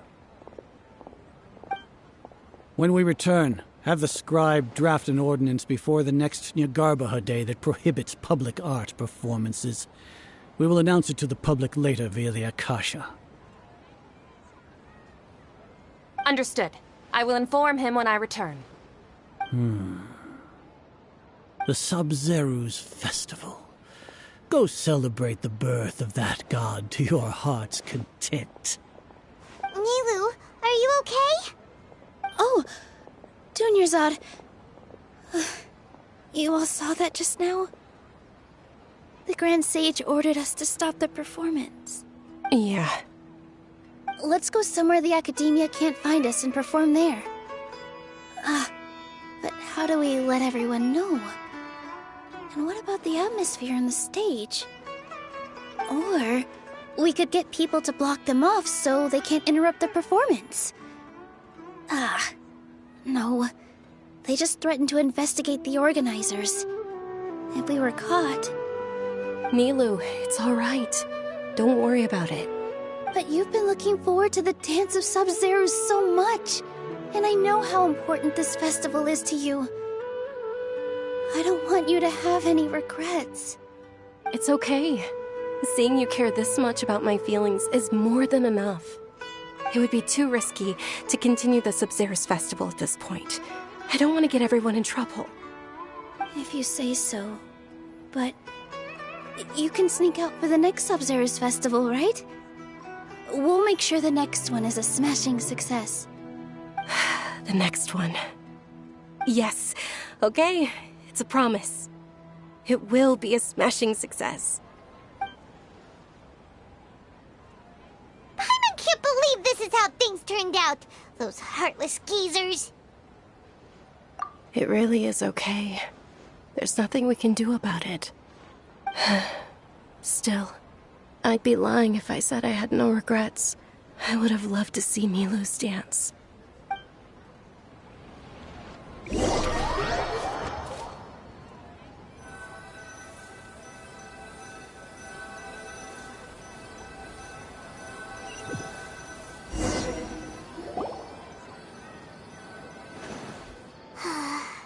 A lot happened today. It's a shame the festival ended the way it did. Nilou and Dunyarzad promised to make the next Sub-Zero's festival a success, but Dunyarzad is running out of time. Yeah. All connections have been secured to construct the most stable framework possible. The project has entered its most critical phase. Power has begun to flow from...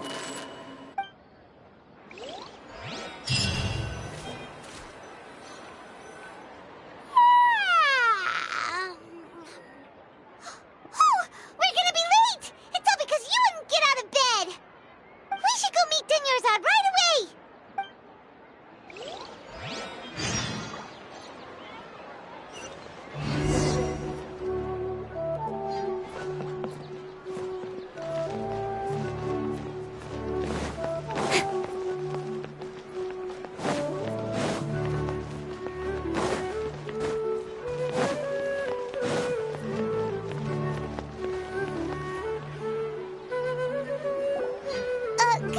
Dunyarzad. Sorry we're late. Not at all. I arrived early. You seem kinda tired. Did you not get enough sleep? I'm doing well. There's no need to worry. Shall we go? Let's start with the stalls over there. Sure! Traveler? Why are you just standing there? Let's get going!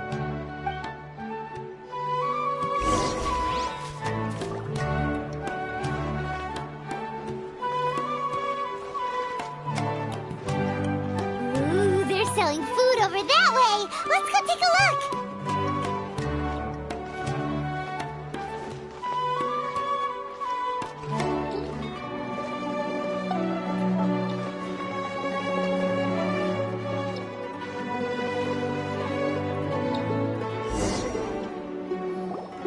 This is a stall offering foods from the Haftmewa feast.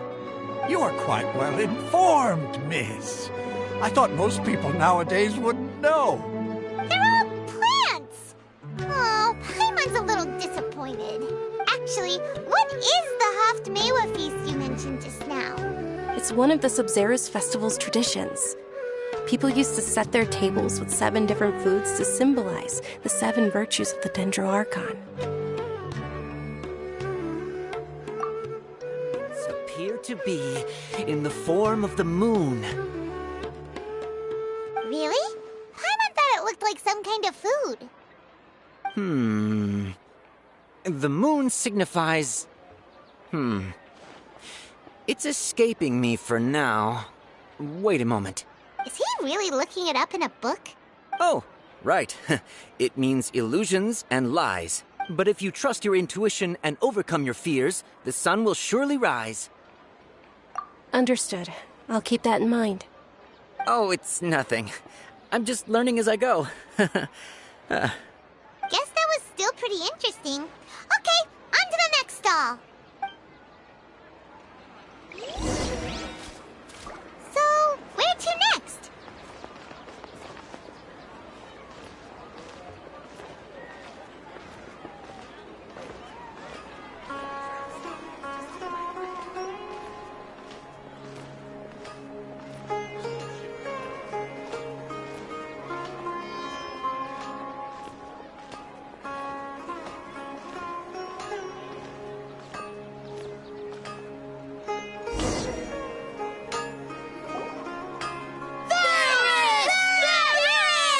All right, soldiers. Now that you have your Yalda candies, don't forget your loyalty to Lesser Lord Kusanali.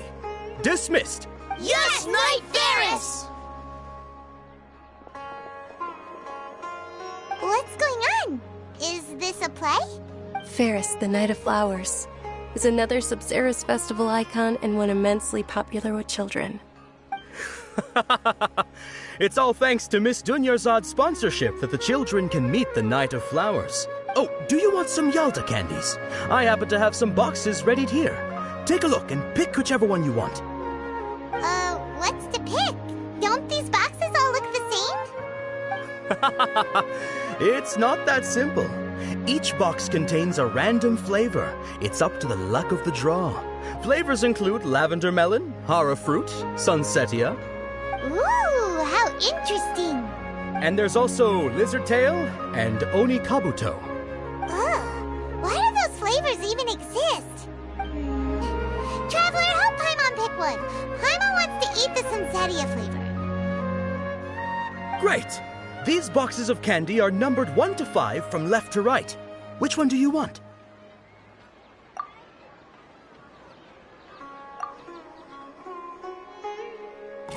Ah, excellently chosen. Number 4 is indeed Sunsetia. Paimon bet you had incredible luck, and Paimon was right.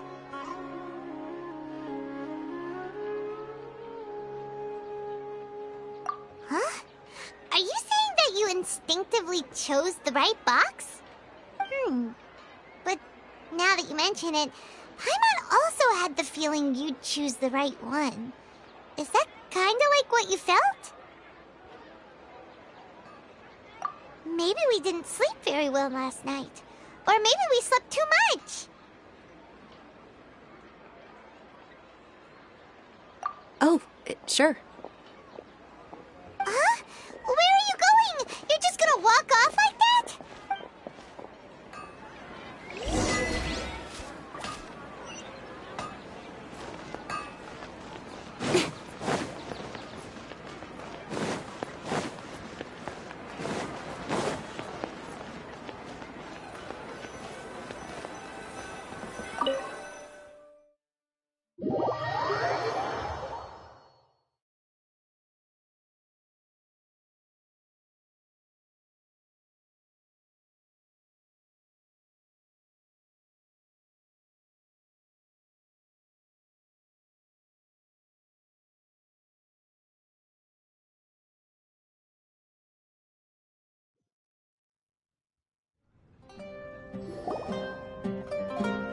A feeling of deja vu?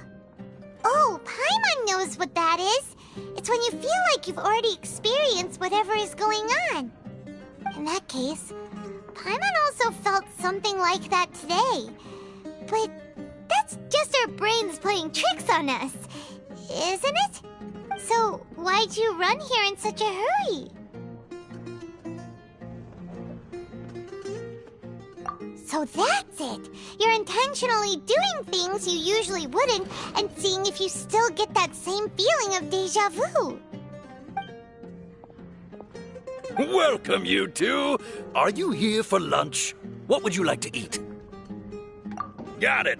You don't look like you're from these parts, but I gotta say, you've got good taste. I'll give this order to the kitchen. Charcoal-baked Angelina cake? Isn't it that burned thing that didn't look tasty at all? Oh, Paimon understands what you're trying to do now. You'd never normally order something like this.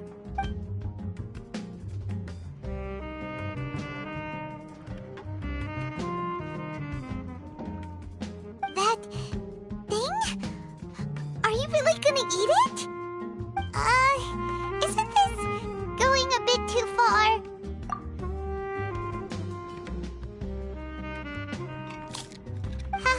How was it? The look on your face is telling Paimon that it tasted awful. Then, you mean... That's impossible! We were just talking about how gross it looked! So, would this be a case of taste bud deja vu? Paimon also gets the impression that we've been here many times, even though we aren't regulars. How about we go out again and try something else?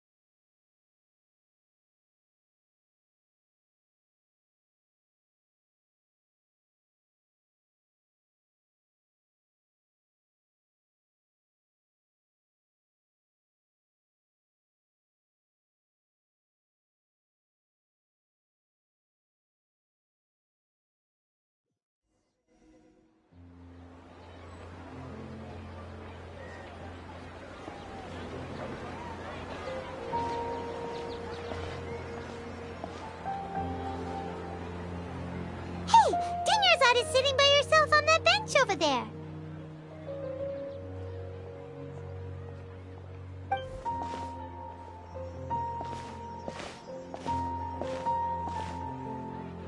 What a coincidence, Dunyarzad. We meet again. Why are you sitting here all by yourself? Oh, I ran into some kidnappers just now, but thankfully Dia came to my rescue. I started to feel unwell after that, so I sat down here. Kidnappers? Oh my goodness, are you hurt? I'm okay. Dia's arm got scratched, but it isn't serious. Whew. That's a big relief. But, Dunyarzad, you seem a little down today. It's the Sub-Zero's festival, and you've been looking forward to it so much! Not at all. I've always been like this. Excessive physical exertion or strong emotions tend to aggravate my illness. Besides, no matter how amazing today may be, it is but a single day. After however many more days, my time will come to an end. Paimon doesn't quite follow you, and Paimon feels like something's really got you down right now. It really is fine. I don't mind.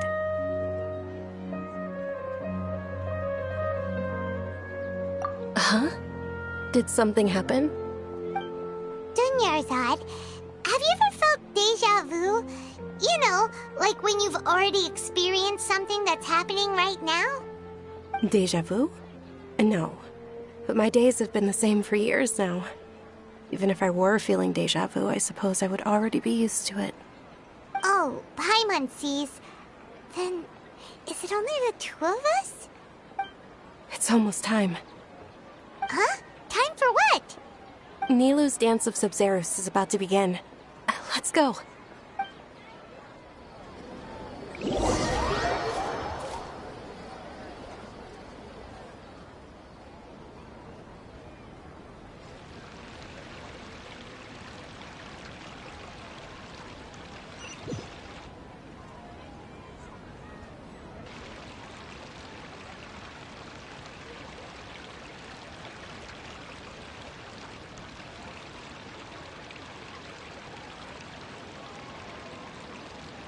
With your lack of intellectual credentials, I do not believe you are qualified to debate with me.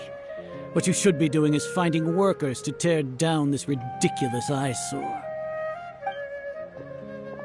When we return, have the scribe draft an ordinance before the next Nyagarbaha Day that prohibits public art performances. We will publicly announce it later through the Akasha. Understood. I will inform him when I return. The Sub-Zero's festival. Go celebrate the birth of that god to your heart's content.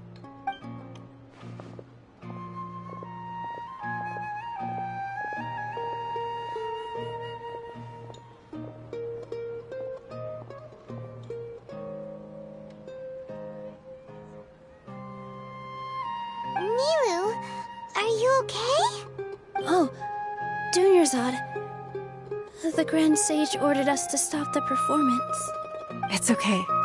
There's nothing we can do about it. But you've been really looking forward to this. I don't want you to have any regrets. It truly is unfortunate, but I don't want to cause trouble for anyone. Didn't the Grand Sage say that he might investigate the organizers? True, but... Well, okay. I'll just have to try again next year. The next festival. I probably won't be around by then. Wait, what did you just say? No, nothing. I'll be heading back to rest. Thank you for your help, everyone. Paimon can't believe what those heartless geezers did!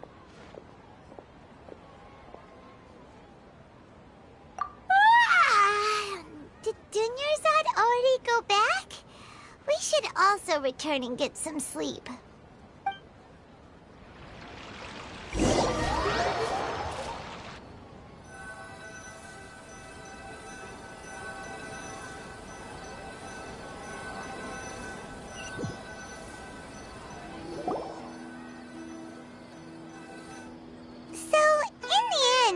You still couldn't figure out what that deja vu feeling was all about?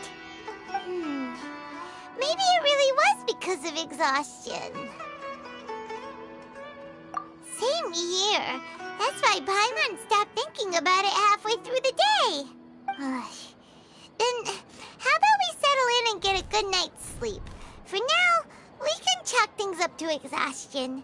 We can do more thinking tomorrow.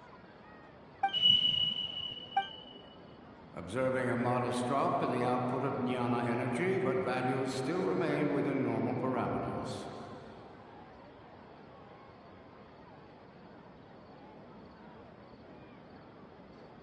Continue to monitor for variances in the data and find the cause as soon as possible.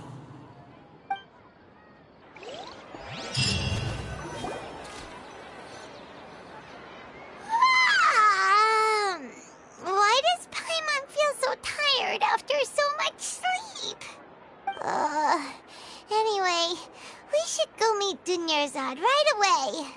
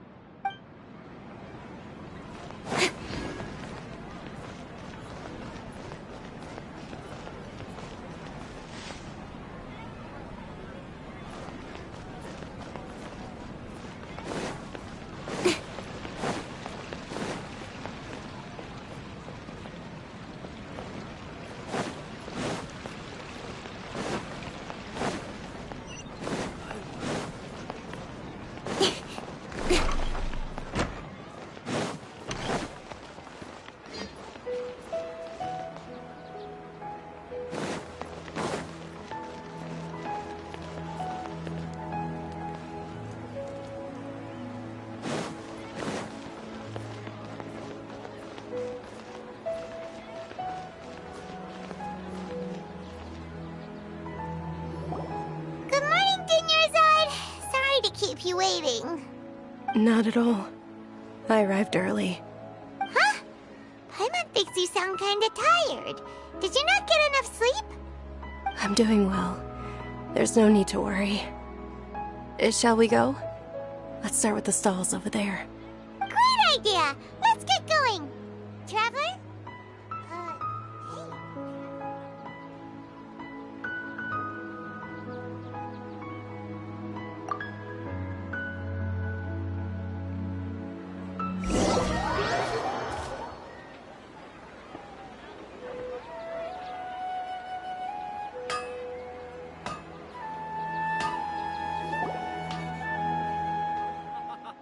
It's all thanks to Miss Dunyarzad's sponsorship that the children can enjoy the Sub-Zero's festival. Oh, are you interested in Yalda candies? I have some boxes of candy here. Pick whichever one you want. Not much of a choice. All these boxes look the same. It's not that simple. Each box contains a random flavor. It's up to the luck of the draw. Flavors include lavender melon, hara fruit, sunsetia. They all sound pretty tasty.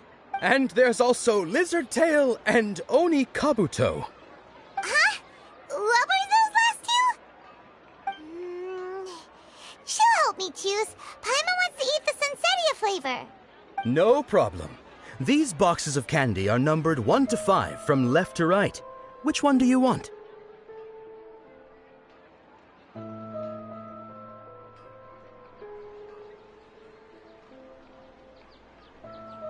Oh, I like your confidence. No hesitation at all. Oh, congratulations! Number 4 is indeed sunsetia.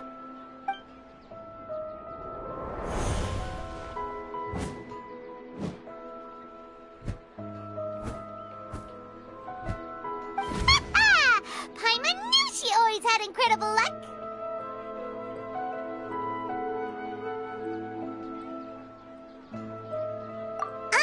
Paimon's not really interested in the other flavors.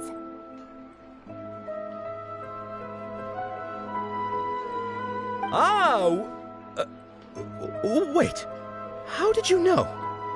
Don't tell me that you already knew which flavor was in each box. What? She was right about all of them? That couldn't have been luck. How is this possible? I packed all those boxes this morning and they've been sealed ever since. You couldn't have known beforehand. Mind reading? X-ray vision? Or some kind of magic trick? This is way too freaky. Tell us what's going on! Since when did you get superpowers? Traveler?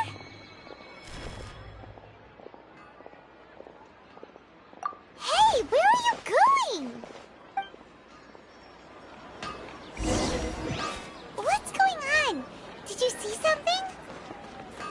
Us leaving Dunyarzad without letting her know is kinda rude, you know.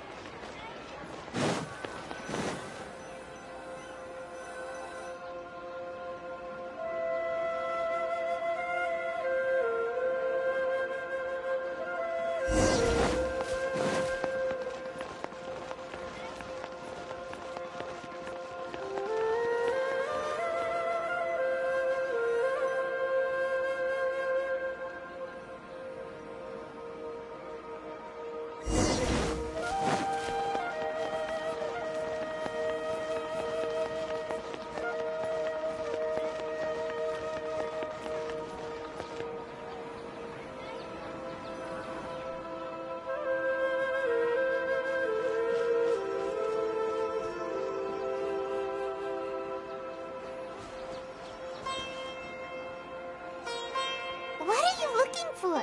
Why did we come here?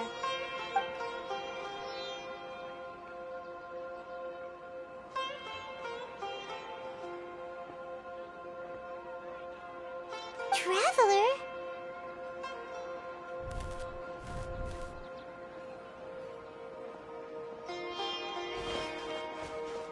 That's...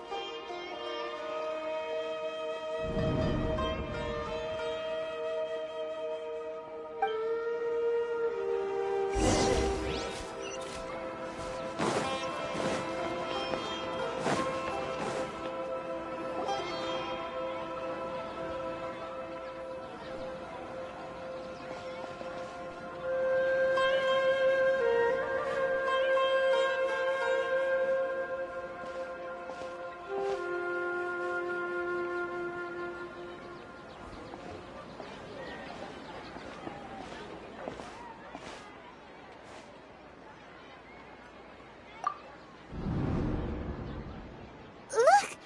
That's... Isn't that Dunyarzad? What's happening here? Why are there 2 Dunyarzads? You already know that this isn't your first Sub-Zero's festival, don't you? I'm sure you already know how to use this. A knowledge capsule? Where did you get it? What's inside? You should use it too, Paimon. You know Paimon? Well, this seems kinda sketchy, but Paimon feels like this is what we should do.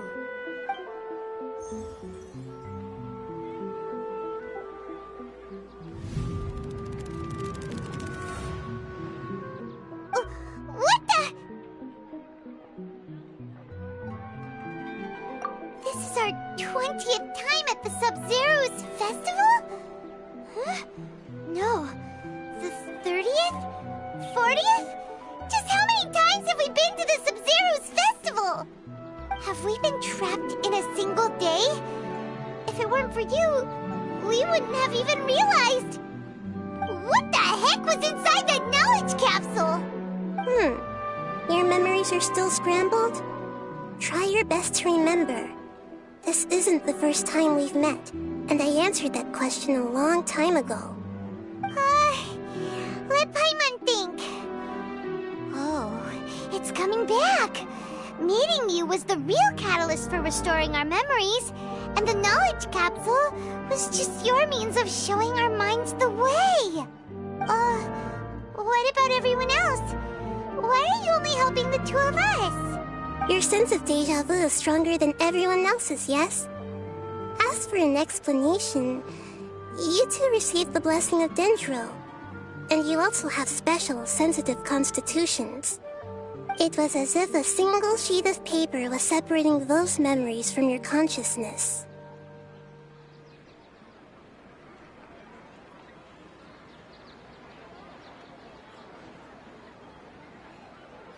A familiar question. I think this is the 7th time you asked that. As you can see, she isn't doing well. You probably sensed it too. The Dunyarzad you were just with is different from the first Dunyarzad you met. That first Dunyarzad is in front of you right now, and she doesn't have a lot of time left.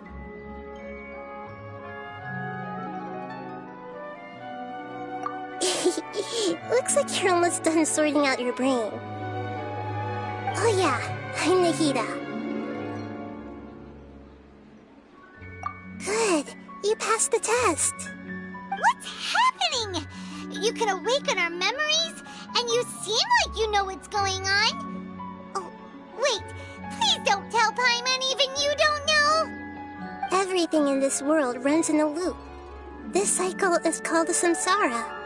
You, me, and everyone else are all stuck inside a one-day samsara. As for the truth, that's on you to find out. If you were told the truth instead of discovering it yourselves, it would literally blow your minds. I don't know how you'd be after that.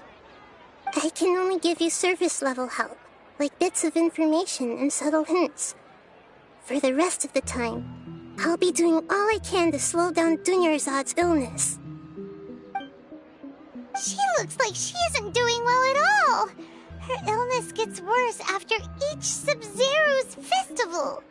If we can break out of the samsara, I might be able to save her. But as things are right now, she's just a small bird in the sky that's about to lose its last feathers. All I can do is raise a gale to delay her fall. You sure love to use weird analogies. Analogies are wonderful tools. They let you use existing knowledge to understand unfamiliar things. Okay, so, with what you know so far, what do you think the truth is?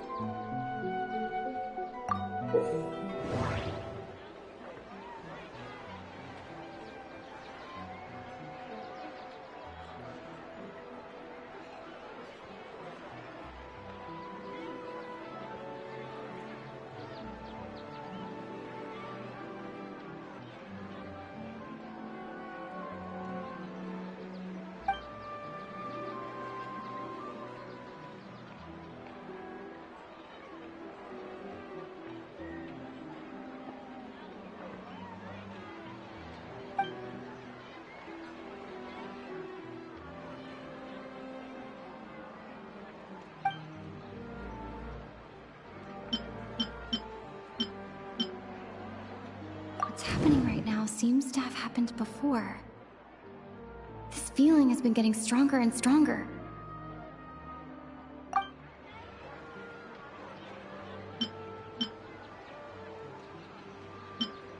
My mind feels exhausted, even though I haven't done too much thinking. What is going on? The moon, illusions, and lies. What do they all mean? Grand Sage said, "Go celebrate the birth of that god to your heart's content." Did he mean something more? We've already experienced the Sub-Zeru's festival many times, and the day of the festival seems to be in a perpetual samsara.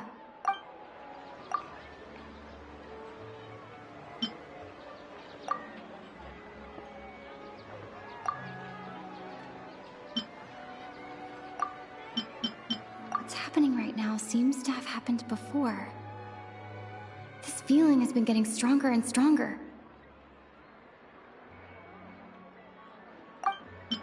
My mind feels exhausted, even though I haven't done too much thinking. What is going on?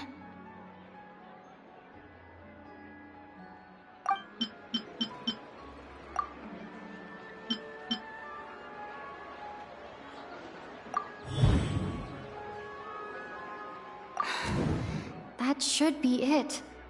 The flow of time is endlessly cycling within one single day.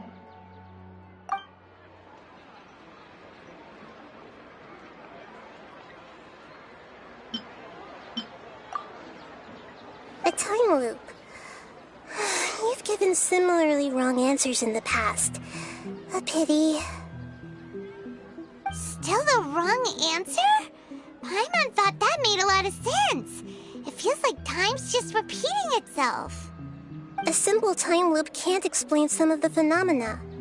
You two are still missing a lot of information. Unfortunately, I can't give you any more hints.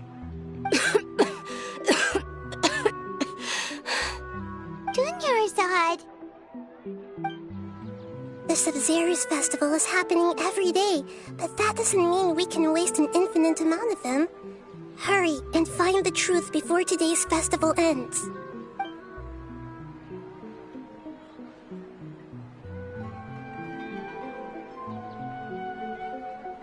Let's think about our current situation. To save Dunyarzad, we have to escape the samsara of the Sub-Zeru's festival. And to do that, we need to figure out what's happening. The truth. Nahida rejected the idea of a time loop, so we must have missed something, right? Paimon's memories say that we've already done this many times, but let's go talk to people again. It's more productive than sitting here and scratching our heads. Why don't we start with those stall owners?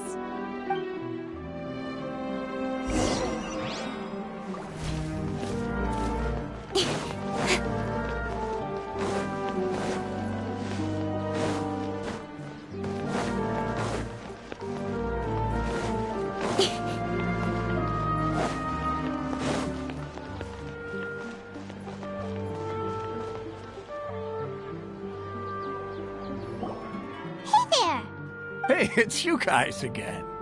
Where's your cultured friend? She's feeling a little unwell. I see. Did you come back to buy something? I guarantee the freshness of my products. I harvested them from the forest just yesterday. Huh? What brought this about? I hurried back from the forest yesterday, and I'm selling produce here today. I haven't felt anything strange. To put it another way, if you really think about it, was yesterday truly yesterday? Did you actually come back from the forest yesterday? What kind of philosophical nonsense is this? Are you two daydreaming? Didn't you know that no one dreams in Sumeru? Go somewhere else if you want to find someone to daydream with.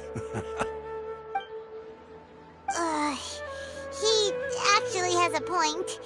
Is this a dream? Is everyone dreaming? True. It's so weird that people here don't dream. Why is that? Anyway, if this all really were just a dream, we would have woken up a long time ago. Let's keep asking around.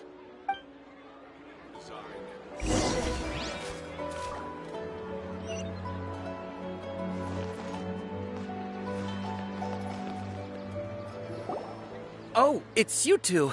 Was my divination so accurate that you felt compelled to compliment me in person? Ooh, I knew it! I told you, the god's divination is highly accurate. You just hadn't fully understood its significance yet. You're really excited about this, huh? That's exactly why we came back. Help us better understand it. Help you better understand it? Well, that isn't exactly what I excel at. So, you're admitting that you don't have a clue? Anyway, what kind of situation did you get into? Huh? Hold on a second. I thought you guys just lost your wallet or fell for a scam. What you just said, are you serious? Does that kind of thing actually happen in real life? Paimon knew you weren't going to believe it. Marvelous. Truly marvelous. I believe you. Recall the interpretation of your divination.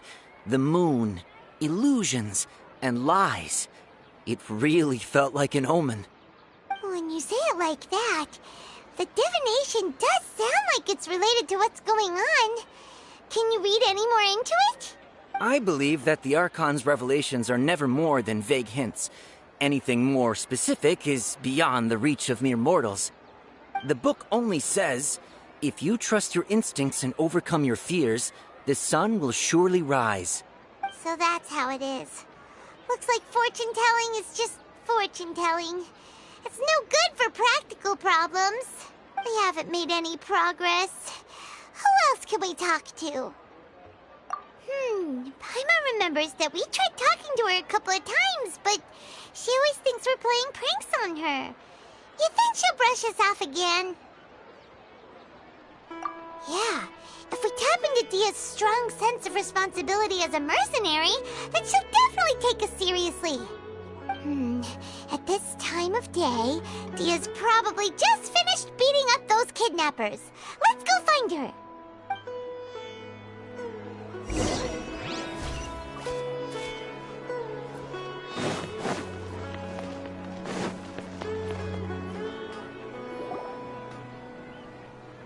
I'm fine, my lady. It's just a scratch. Perfect timing. Both of you are here. Paimon, Traveler, you came at just the right time. Listen, there was a dangerous Huh? You saw? Then why didn't you jump in earlier? If someone was protecting Miss Dunyarzad, I could have went all out. Anyway, can you do something for me? You want the Traveler to take Dunyarzad somewhere to rest up while you check to see if there's still any kidnappers around. Did Paimon get that right? How did you know what I was going to say? We need to say something convincing.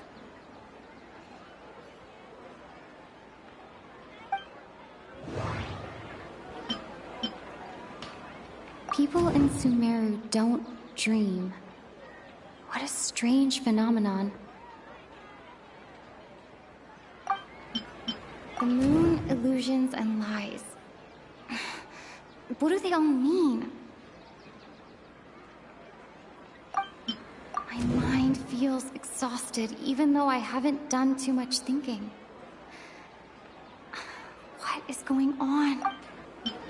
Dia sold her greatsword to raise additional funds. And then she was injured because she wasn't used to her new weapon. Tell her, Traveler!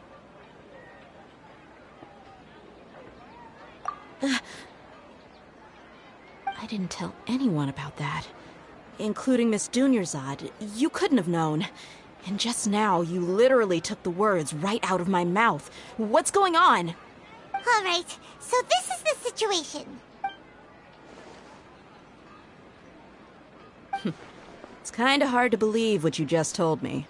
First, let me make something clear. Most of us desert dwellers might not be the scholarly type, but we do have basic common sense. She's quieter than usual. Uninterested in anything and really gloomy. Yeah, she isn't the same as before, but her parents said that this is how she was like at first. Huh? At first? I don't quite understand what you're all talking about. I'll go rest on the bench over there. My lady, are you angry? All right, I'll give you the benefit of the doubt since you knew about my greatsword. Let's make this a quick trip. Miss Dunyarzad isn't completely safe here.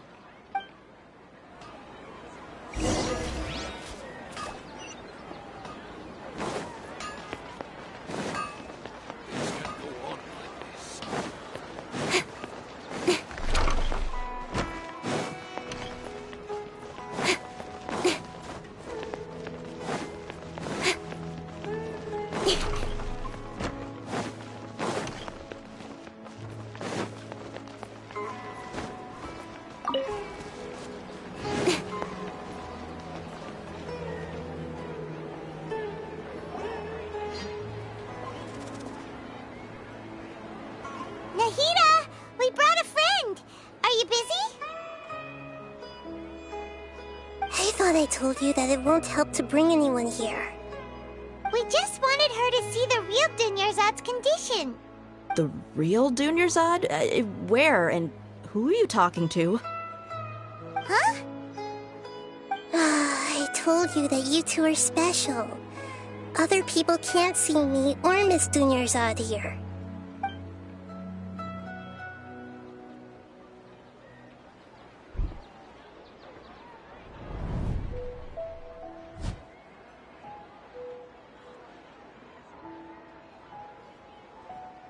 Hold on. Over there. Is that? Wow. How perceptive. Does she have invisible antennae? Miss Dunyarzad, she's lying down here, isn't she? How's she doing? Her condition's really bad, and she's basically in a coma. How did you know she was here? I can sense her aura.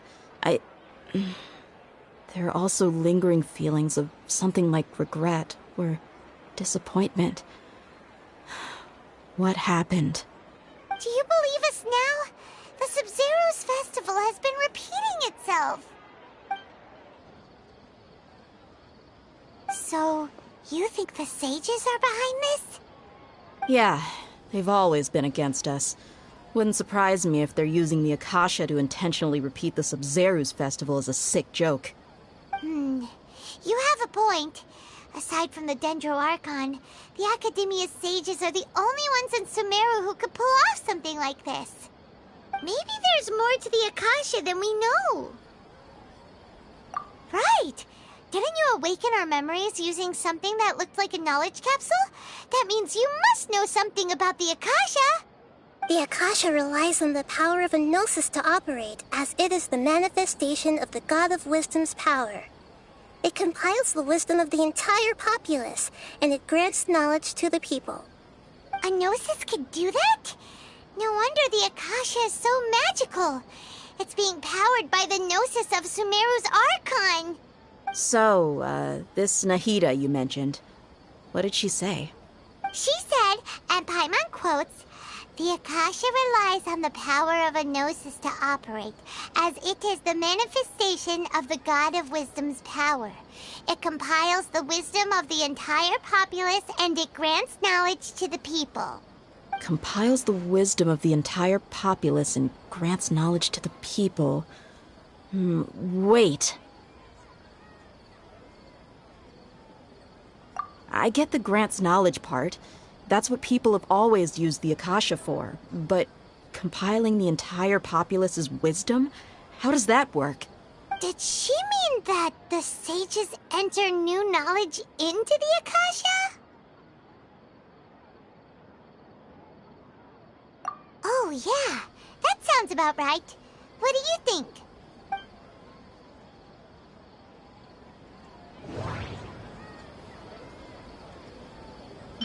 Okay.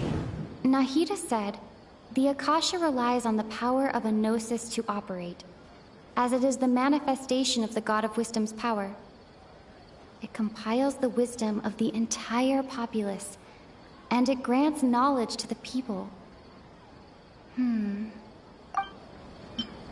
People in Sumeru don't dream. What a strange phenomenon. My mind feels exhausted, even though I haven't done too much thinking. What is going on? What's happening right now seems to have happened before. This feeling has been getting stronger and stronger. People in Sumeru don't dream. What a strange phenomenon. Okay, Nahida said, the Akasha relies on the power of a gnosis to operate, as it is the manifestation of the God of Wisdom's power. It compiles the wisdom of the entire populace, and it grants knowledge to the people.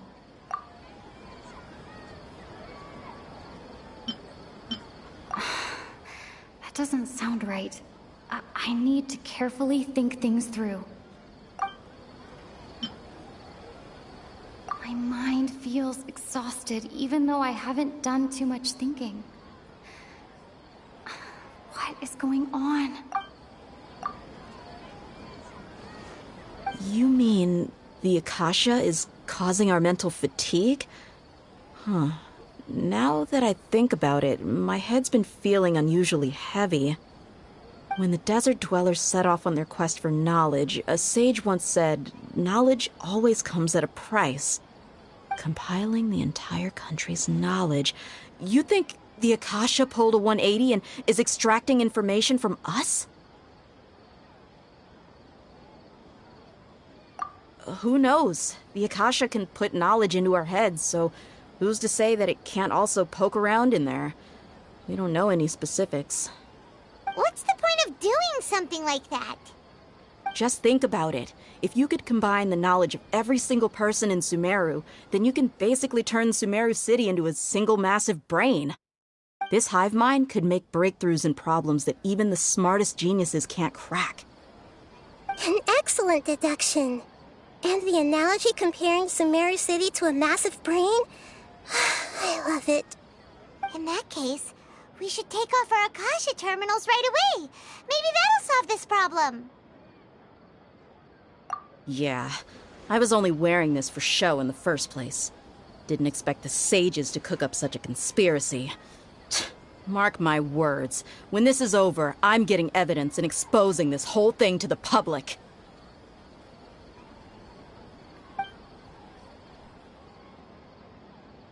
How does everyone feel?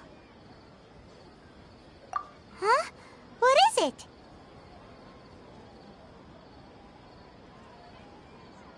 Oh, that! Paimon knows what you're talking about. It's a single soft beep that sounds like it's coming from the Akasha terminal. The sound of a beep. Could it be a prompt tone for when the Akasha is operating? That's probably an important clue. We weren't using our terminals, but we heard a beep anyway.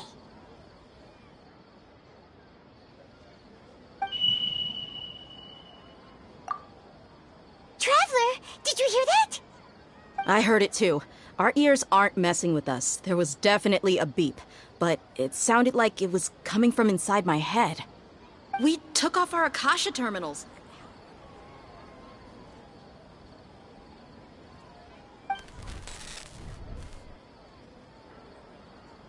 Phase runtime has exceeded its expected length. At this rate, there may be casualties. But we cannot lose all of our progress.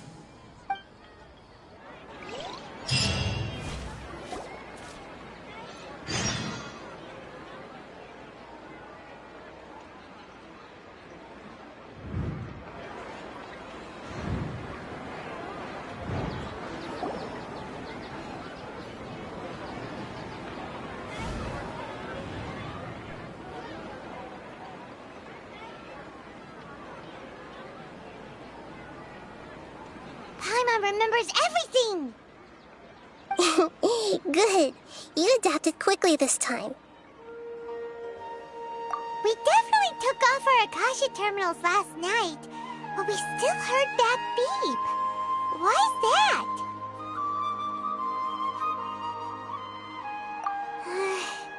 But now we can at least confirm one thing. The Akasha definitely has something to do with whatever's trapping us in this cycle. Oh, Paimon doesn't get it. Why would the Akasha go this far if all it wants is everybody's wisdom? It's extremely difficult for lab rats in an experiment to understand why they're being treated the way they are. If we're lab rats, then what are you? Nahida, you've never told us anything about yourself. I guess I'm the moon. The moon? Wasn't that the result of our divination? Anyway, knowing who I am won't help you get closer to the truth, so you should focus on other things. Don't get distracted and miss any clues. Okay then. Dia helped us a lot yesterday, so let's go find her. If Paimon's reading the time correctly, those kidnappers should be showing up soon.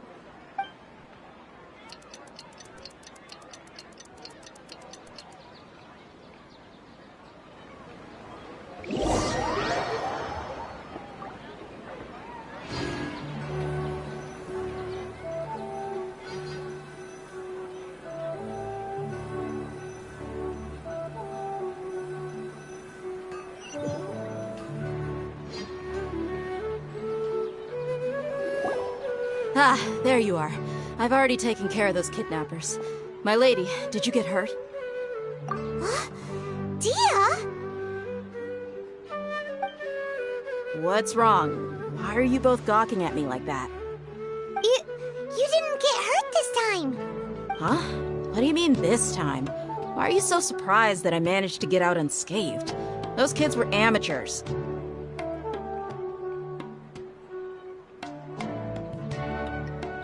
Shh! How did you know about my greatsword? I haven't told anyone about it. Please, don't tell Miss Dunyarzad. So Dia's lost her memories after all. Anything strange? You already know that I got a new greatsword. If I had to say something, it's weird how such a new weapon could feel so familiar. It's as if I've already used it to fight a countless number of battles. You're saying that although you don't remember using it, your body feels like it does? That's right. Both mercenaries and warriors heavily rely on muscle memory. Only knowing the theory of battle won't get you anywhere.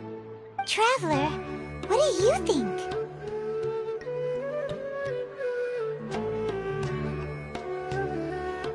Yeah, Paimon's feeling really hopeful. Oh, you're right! Earlier in the Samsara, something like this would have never happened. I have no clue what you two are talking about, but it's still dangerous here, so... So you want us to take Dunyarzad somewhere else to rest while you check if there are still more kidnappers around, right? How did you know what I was gonna say? Can you read minds? Forget it. Go and do your thing.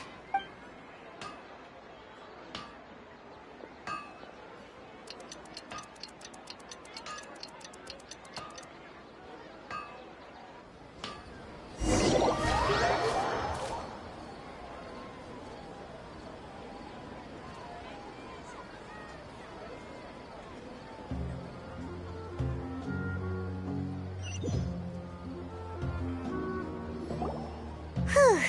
It's finally nighttime. Aside from Dia not getting injured, everything seems to have stayed the same. Listen, Nahida, we found out that Dia got out just fine today, even though she got injured every other time she fought the kidnappers. Do you think the Samsara has been broken? Have we saved Dunyarzad? Really? Good job on all that progress. Get some good sleep tonight. Hey, what kind of an answer is that? Tomorrow will come. Everyone assumes this is common knowledge, but the only way you can know that for sure is if you experience tomorrow. How many todays has it been? Is it possible that today will be followed by yesterday? Does tomorrow truly exist as anything beyond a made-up concept? It's even possible that this entire world is a lie, and the history of the whole world has just been one endless Sub-Zero's festival. Okay, no more. Paimon's brain is already shut down. That's why it makes no sense to waste your energy thinking about things you will learn tomorrow. Get some good rest. You know, use the bathroom and flush your anxiety dookie away. Huh? Hold on, what did you just say? Did Paimon hear you correctly? Huh? People always say they feel a sense of relief after they take a duk-duk. That's why I suggested you could try that. Is that so strange? It's so strange and so against common sense that Paimon's at a loss for words. You were sounding kind of smart just a minute ago. Yeah, even though it's happy and lively at the Sub-Zero's festival every day, it feels like it's been a long time since we've really gotten to relax. Let's go back to our room. Continue the harvest. Compared to what we stand to achieve, these sacrifices are trivial.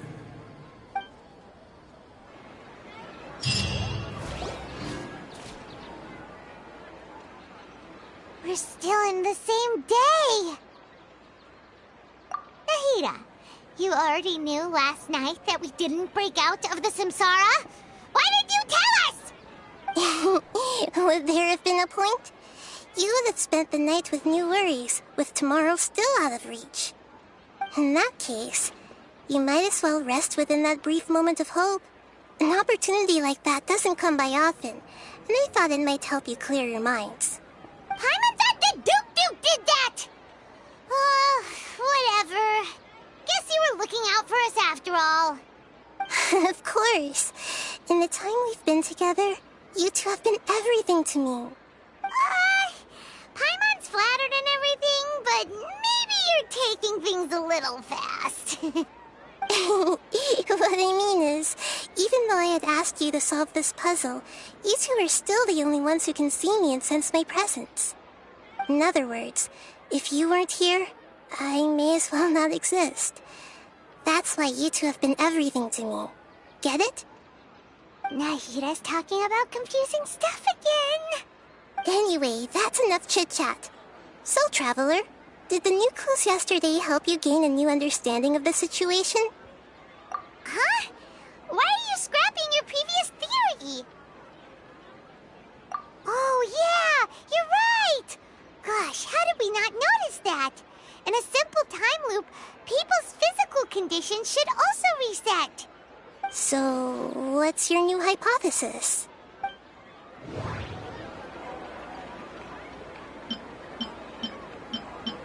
Mercenaries rely heavily on muscle memory. And Dia was able to use her experiences to avoid injury in later samsara cycles.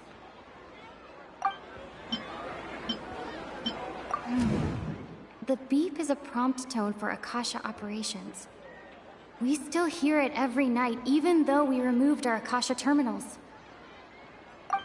Okay, Nahida said, the Akasha relies on the power of a gnosis to operate, as it is the manifestation of the God of Wisdom's power. It compiles the wisdom of the entire populace, and it grants knowledge to the people. We've already experienced the Sub-Zero's festival many times, and the day of the festival seems to be in a perpetual samsara.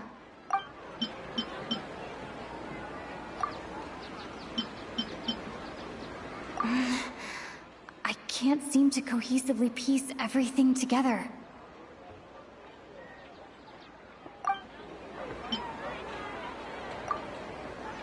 The moon, illusions, and lies. What do they all mean?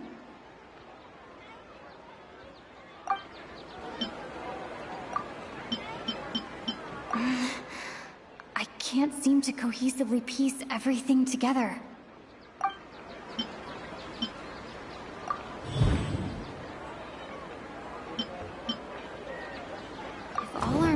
of a day are erased at the end of that day, then we would unwittingly relive that same day again and again.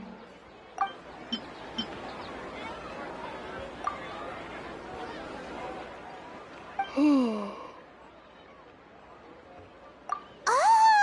Then the beep we hear every night could just be indicating the deletion of our memories! That's why when we wake up, everyone thinks the Sub-Zero's festival hasn't happened yet! It's already the next day, but everyone still thinks it's the day before! But muscle memory can't be erased. That's why Dia has been getting better at using her greatsword. Now everything makes sense! A brilliant deduction. Nahida, tell us if we're right or wrong. To put it simply, it's as if you've mistaken a pyro crystal fly for a firefly in the night. You lost sight of its true nature because you focused too much on your perception that it glows. That isn't simple at all! Why don't you go talk to Miss Dia again? You might learn something new. Right! She did help us find our latest clue after all. Let's go!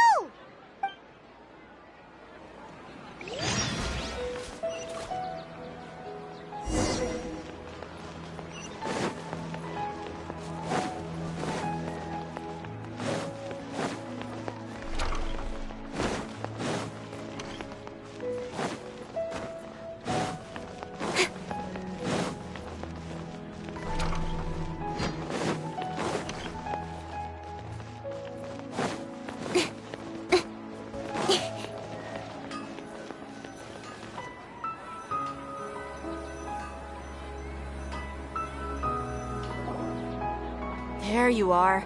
Really took me a while to find you. As expected, Dia also didn't get hurt today. Get hurt? Why would I? Don't underestimate me. Well, you're still getting used to your new greatsword. Huh. Truth be told, I also think it's pretty strange. It just suddenly felt so familiar in my hands and... wait a second! How did you know I got a new greatsword to begin with? I didn't tell anyone about it. Traveler, could you explain the situation to her today? Paimon's gotten a little sick of doing it. Oh, that works.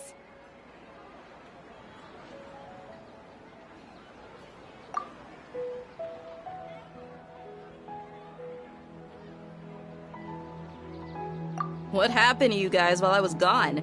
Did you get brainwashed by some cult? Don't think too hard about it. Just take what we're saying at face value.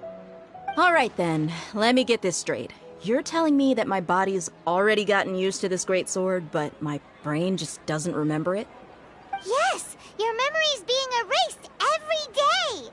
Then I'd have to disagree. That's impossible. Oh? Why do you think that? If we've actually been reliving the Sub-Zero's festival day after day, then what happened to the things we used, the money we spent, the food we ate? Common sense says my wallet should have emptied itself a long time ago. There's no way I wouldn't have noticed that.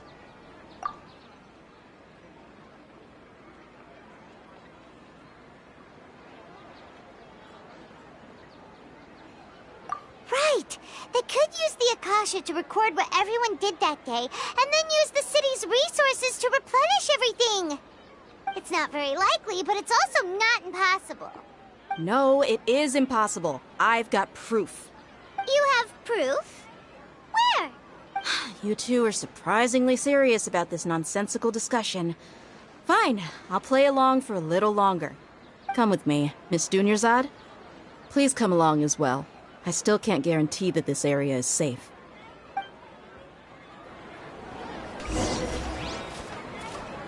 Paimon can't believe it's Dia who wants to show us something this time. 2 days ago, we were the ones taking her to see Dunyarzad.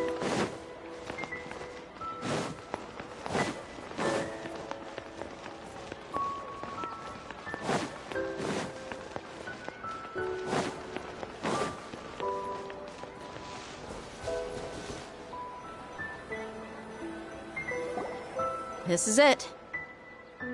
Huh? This is a wooden training dummy. What about it? See those marks on the dummy? Those are the result of several days' worth of practice. Let's say the sages didn't replace it every day. Shouldn't it be hacked to pieces by now?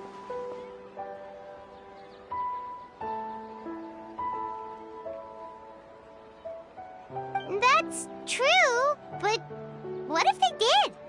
Then the sages would have had to reproduce every mark I left during previous training sessions.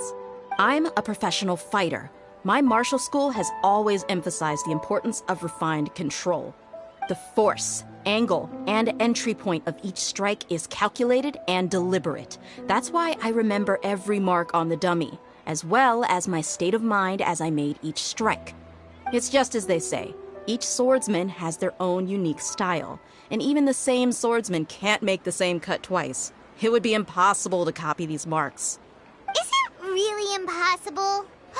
What if they used some fancy machine to carve every single mark? People often say that a camera's photo can never replace an artist's painting because the former has no spirit to it. The same thing applies here. At a mere glance, I can differentiate carved marks from the results of combat training.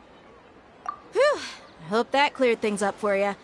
Hey, is this that new brain-exercise game that's been super popular with the scholars lately? It's surprisingly fun. Anyway, it's getting late. I should escort Miss Dunyarzad to Nilu's stage. See you later. Well, back to square one.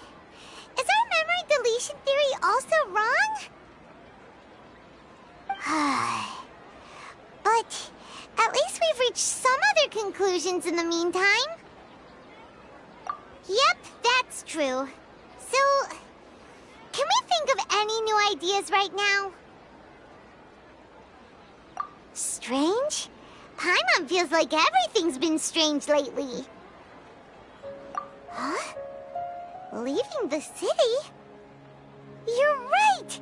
It's really strange how we never thought of such a simple solution! Many things should become clear if we can confirm the flow of time outside of the city. Paimon can't believe it! Did we miss this because we're tunnel visioning too hard on our other theories? Or because we're just too tired? How about we go back and ask Nahida? Maybe we've forgotten something about leaving the city.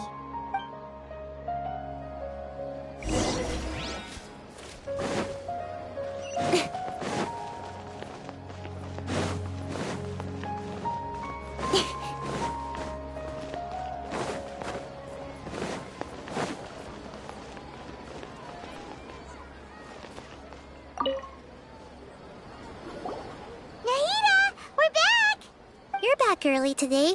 Did you find something new? Sort of. We're mostly sure now that we're not in a time loop. And we also aren't in the real world. But at the same time, we have a new question. Leaving the city. As far as I remember, you've mentioned your plans to do that twice before. We did? But we don't remember anything. What happened after we talked about those plans? What did we say when we got back? Let me think. I don't think you ever actually told me what the outcome was. Oh, it's probably more accurate to say that both times you never came back the whole night. But you two sometimes stay out the entire night anyway, so at the time, I didn't think too much about it. It is true that sometimes we lose track of time during our investigations. Before we know it, it'll already be the next day. But still, neither of us remember anything about leaving town. Really? That's kinda strange. In theory, I should have already awakened all your memories. Yep, something here's definitely fishy.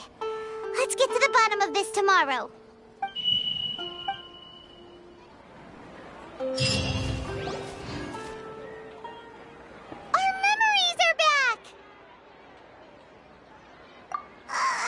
About that... Well, where should Paimon begin? Traveler, aside from your memories that were just restored, I have another message for you. Listen to it and you'll understand. Can't go back. There are countless spaces here. Our Sub-Zero's festival in Sumeru City is just one of them.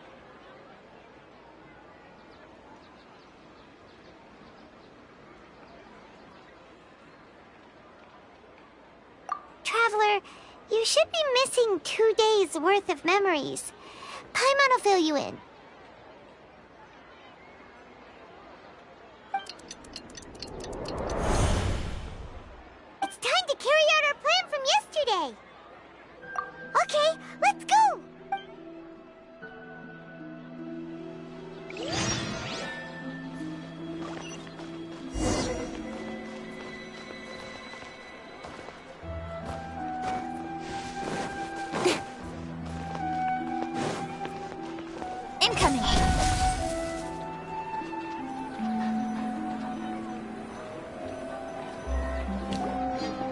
Why can't we leave the city? What is the Academia up to now?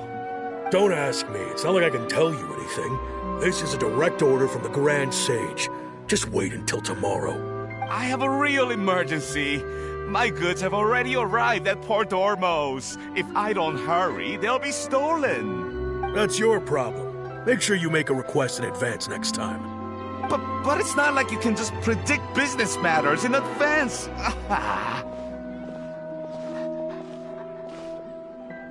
It looks like the Academia already announced a lockdown for Sumeru City today. How completely unsurprising. Let's go and question them. Hello, sir. Why can't we leave the city today? Here we go again. Don't ask me. I don't know either. We just received an order that no one is allowed to enter or exit Sumeru today. They didn't tell us anything else. Angering me won't get you anywhere. If I had that kind of insider info, I would have left this stupid post long ago. It looks like he really doesn't know. If we can't get anything out of him, let's take matters into our own hands. Why don't we climb over the walls? Those guards can't be everywhere at once. This is a good spot, and the guard hasn't noticed us at all. Let's hurry! Huh? Why? Are you going to leave Paimon behind?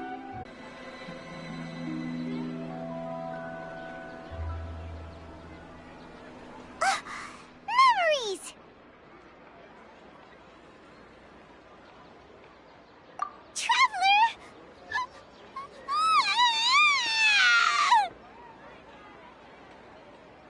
Paimon thought Paimon would never see you again!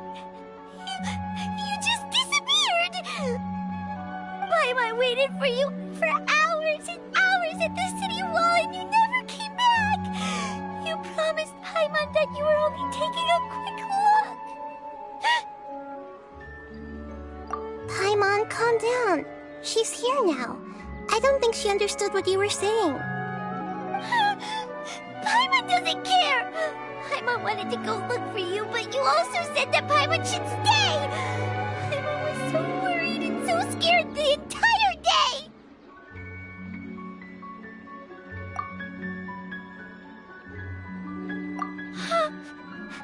Okay. Paimon will forgive you. The most important thing is that you didn't actually disappear.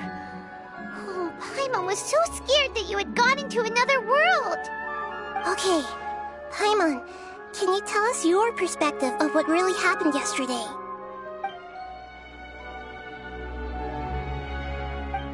I see. Using two people's different perspectives. After that, you left the city. Paimon kept her eyes on you the whole time, but then you disappeared in an instant.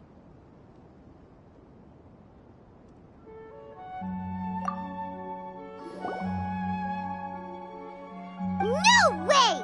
Paimon was watching you with the fullest attention. What's your perspective, Traveler? You sure you don't have any memory of this? I guess that explains everything. You also lost your memories the last 2 times you tried to leave the city. Those days' memories can't be awoken. So, if we leave the city, our memories will be completely erased? It really sounds like something big outside of the city is being hidden on purpose. But this way, we'll also never discover what's outside. Something like a message?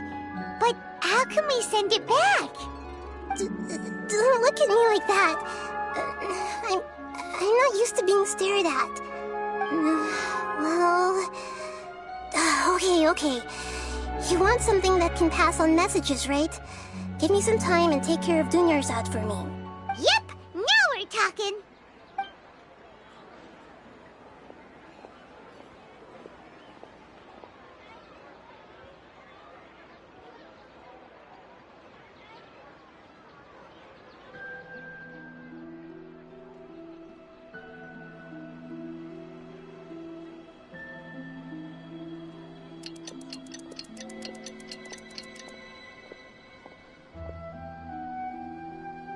done.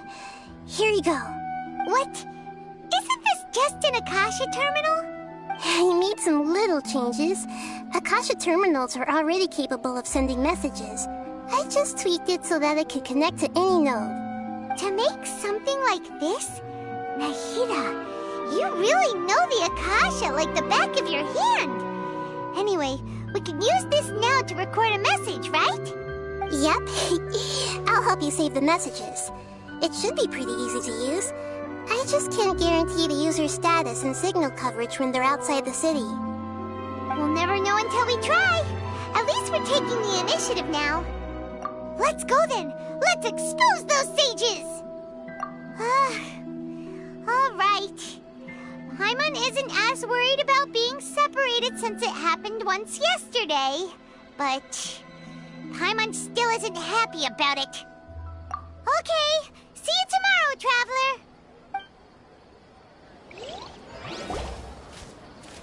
That covers everything that's happened so far.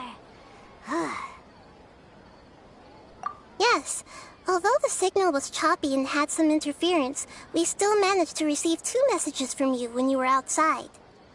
Okay, now that you understand what's going on, let's hear the messages together.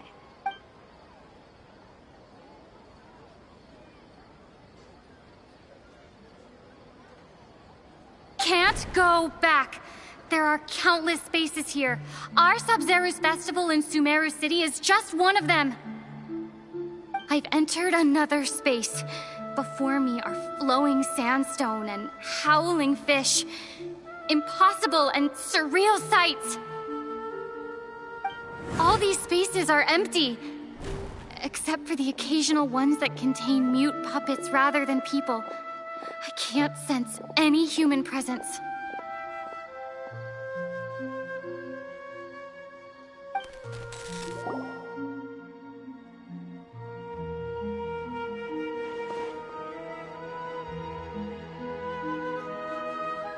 That's one heck of an info dump. It sounds like you left the Sumeru City space when you set foot outside of the walls. But everything looked completely normal when Paimon was looking out from the inside. That's unbelievable. And if we take your word for it, the other spaces all had very weird contents. There's another part here. We only received it last night. These spaces have been disappearing, one after the other, absorbed by something like a sun in the sky. And now, even the final space has also disappeared. Behind me, a lot of spaces just appeared again from thin air. I get it now. Those spaces are actually...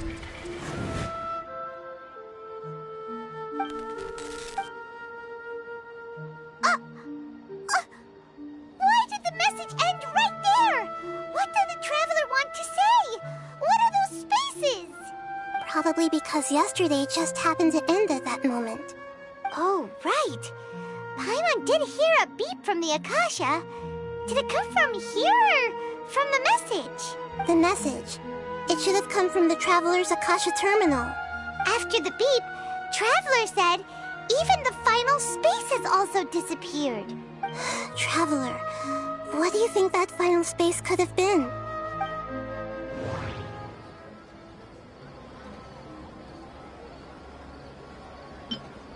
All the bizarre spaces I saw outside the city had one thing in common. A lack of human presence.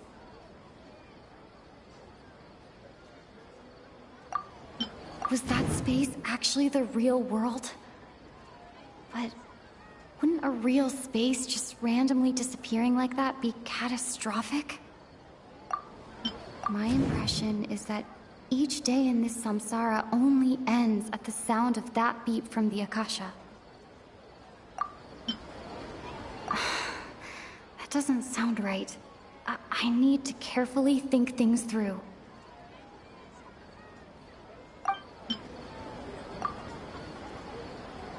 Oh, so that's what it is! After the sound of the beep, the final space, the Sub-Zero's festival, also disappears, and we're taken to the next day. Later on, Traveler also mentioned a bunch of new spaces materializing behind them. Do lots of new spaces appear every day? Paimon's head is spinning. Just what are these spaces anyhow? Well, consider this. For all the horrors of the Archon War, at its heart, it was just a game where a bunch of gods fought over 7 seats. So no matter how strange or spooky things may look on the surface, maybe all they point to in the end is a small and simple secret. Wow, the Archon War, huh? That's an analogy and a half.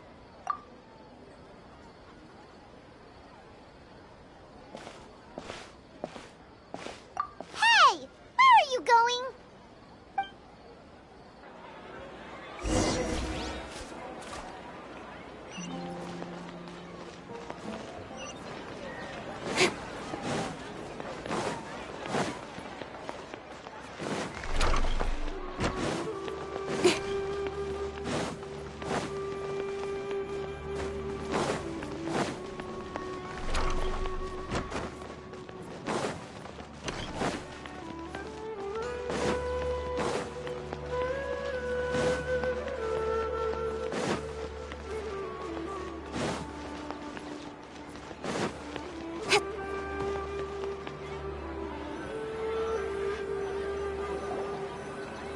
Do you want some alone time to think? Alright then, Paimon won't disturb you.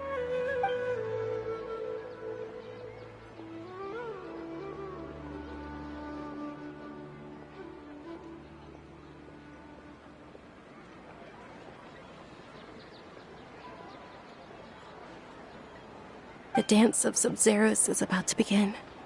I'm going to go watch it. Okay. Why don't you go ahead, Dunyarzad? We still have some other stuff to do first. Okay then. See you later. Have you figured it out yet, Traveler? Time is ticking away. Awesome! What is it? Paimon wants to know. Oh, wait, no. Let's meet up with Nahida first. You can tell us both together. This time, we're gonna get to the truth.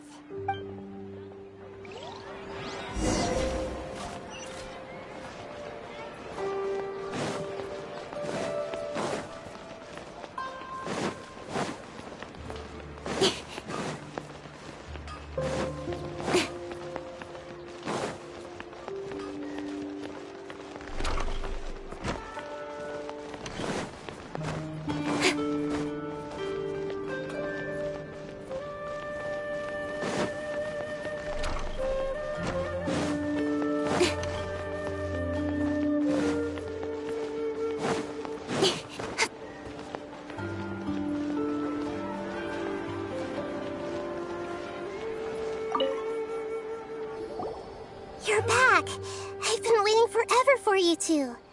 Judging by the looks on your faces, are you ready to take your Sub-Zero's exam and graduate from the festival? Okay, first off, have you discovered the hidden truth?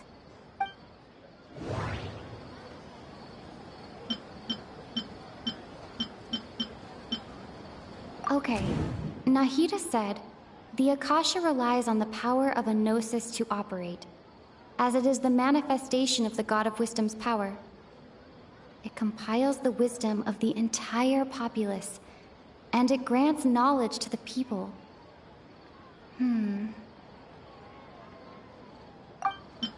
We've already experienced the Sub-Zero's festival many times, and the day of the festival seems to be in a perpetual samsara. All the bizarre spaces I saw outside the city had one thing in common: a lack of human presence.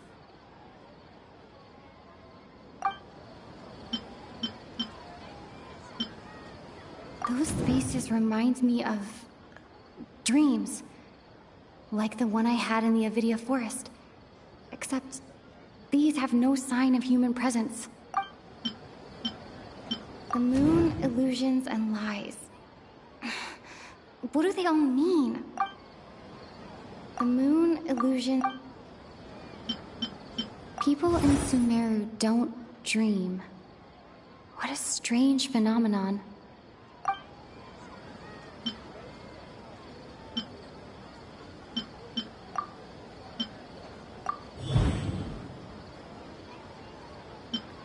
We are all in a dream. It isn't that the people of Sumeru don't dream. Rather, the Akasha is taking their dreams from them.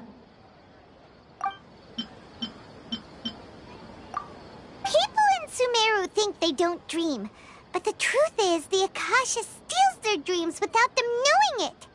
And those spaces with no human presence are stolen dreams without their host.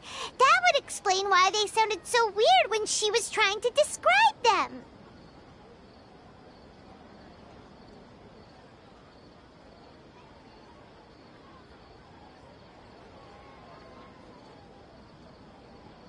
Huh.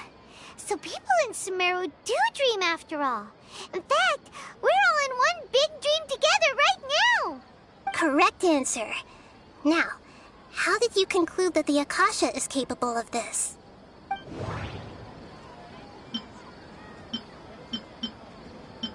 The Akasha relies on the power of a gnosis to operate. It is the manifestation of the God of Wisdom's power. It compiles the wisdom of the entire populace. And it grants knowledge to the people.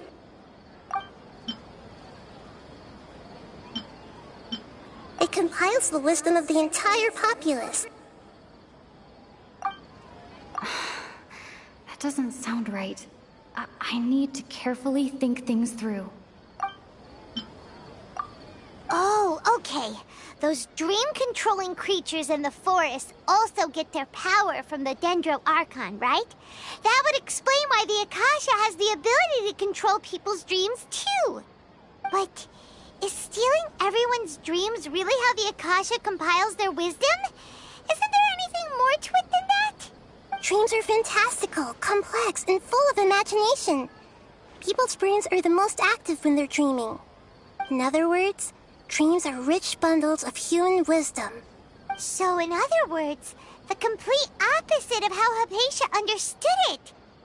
Karma remembers her saying that the sages think dreams are foolish delusions, and the fact that no one dreams is a blessing from Greater Lord Rukkhadevata. So it was all a dirty trick? The real story is that the sages from the academia are using the Akasha to steal people's dreams for their own use, huh? Oh? By the sounds of it, you understand the current situation pretty well. So then, what about the samsara?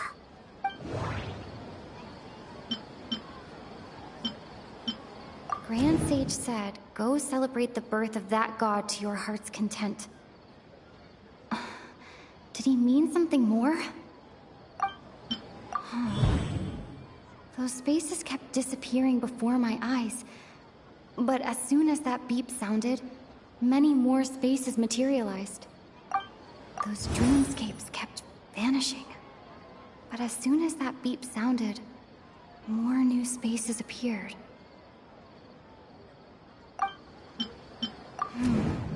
The beep is a prompt tone for Akasha operations.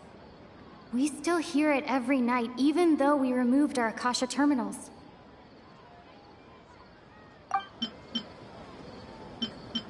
My mind feels exhausted, even though I haven't done too much thinking. What is going on? My mind feels... We've already experienced the Sabzeruz festival many times, and the day of the festival seems to be in a perpetual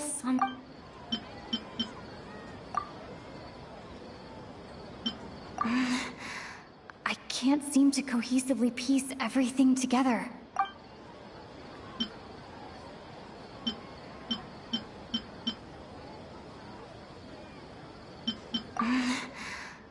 Can't seem to cohesively piece everything together.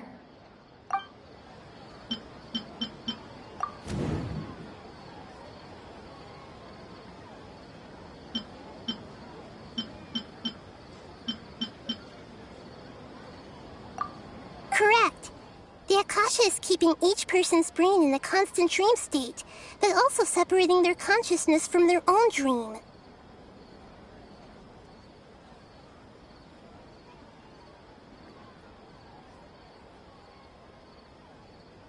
Their disembodied consciousness is placed inside the collective dream of the Sub-Zero's festival along with everyone else's, while their now vacant dreams are harvested by the Akasha.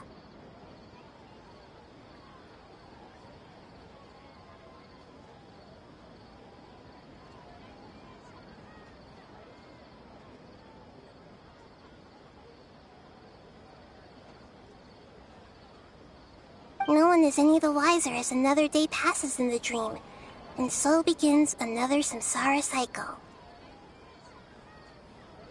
People wake up to yet another dream about the Sub-Zero's festival. The dreams that belong to them are once again harvested by the Akasha, and so it continues.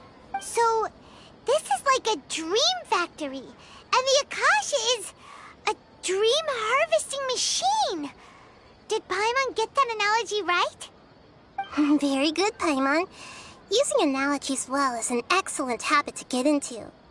Okay, so that beep we keep hearing is actually from our real-life Akasha terminals. Taking off our terminals in this dream doesn't do anything. Alright, last question. Who am I? They say that alchemical divination is the Dendro Archon's divine revelation. So then, if Nahida has referred to herself as the moon... Now that I think about it, wasn't illusions a hint that we're all dreaming? Now that I think about it, wasn't illusions hinting at the sage's deception of Sumeru's people? So you noticed. I thought that one would be the hardest question. That's why I put it last. That wasn't hard at all. Even Paimon guessed that. Everything about you is different. We just didn't want to expose you is all. Now that you mention it, Nahida, you've been hinting to us since the very beginning. It's funny. Thinking back to when we were asking all over the place for info about Lesser Lord Kusanali. Paimon didn't expect to meet you like this. Yes, those can wait until we're back in real life. On the other hand, I'd be happy to answer any more questions you have about here and now. You asked me this question before. My answer was, it would literally blow your mind. Now that you know this is all a dream, this answer should hopefully make more sense. Have you heard the saying, don't wake a sleepwalker? Likewise, if someone suddenly had told you all this instead of you learning it on your own, your notion of reality and dream would be thrown into irreversible confusion. I couldn't expose you to that kind of risk. That's why I could only give you very subtle hints and some suggestions. Long story short, I'm really sorry I had to keep you guessing. Firstly, this dream we're in is completely based on reality. People have already experienced this Sub-Zero's festival, so it would be very difficult for them to find anything that strikes them as surreal. Secondly, you're probably wondering why people don't have any memories from earlier samsara, right? That's because people don't remember their dreams most of the time anyway. And in any case, their actual dreams are being taken away from them by the Akasha. So whenever they wake up in this dream of the Sub-Zero's festival, they don't remember anything from their previous identical dream. That reminds Paimon. Traveler had a dream when we were in the Avidia Forest, but couldn't see what it was about after waking up. Is that an example of what you mean? Yes. Only after receiving the blessing of Dendro can a person gain the Dendro element's dream-enhancing power. That explains the feelings of deja vu. Meanwhile, everyone else has no idea that they are in the Sub-Zero's festival samsara, while their dreams are stolen from them over and over again. Can humans really keep dreaming forever like this? Will it ever end? And if so, when? You might say your mental fatigue has already answered this question. Eventually, there's only so much that people can tolerate. Especially those whose health is compromised to begin with, like Dunyarzad. This relentless exploitation takes an even harder toll on them. People's lives are at stake here, and nobody knows a thing! We've got to put a stop to this! I know, right? Why did they have to base this dream on my birthday? Could it really just be a coincidence? Even you don't know the reason? Wow, now that's strange. The Academia sages are determined to harvest lots of dreams in a short time, no matter the cost. They have to be up to no good. Unfortunately, I don't know anything about it. Traveler, do you have any information?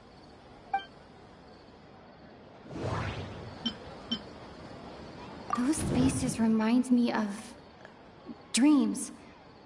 Like the one I had in the Avidia forest. Except these have no sign of human presence. Okay, Nahida said, the Akasha relies on the power of a gnosis to operate, as it is the manifestation of the God of Wisdom's power. It compiles the wisdom of the entire populace, and it grants knowledge to the people. Grand Sage said, go celebrate the birth of that god to your heart's content. Did he mean something more?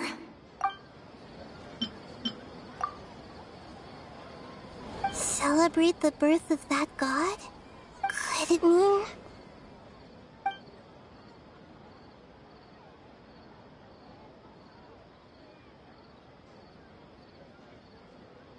deceiving the people of Sumeru with no regard for their safety.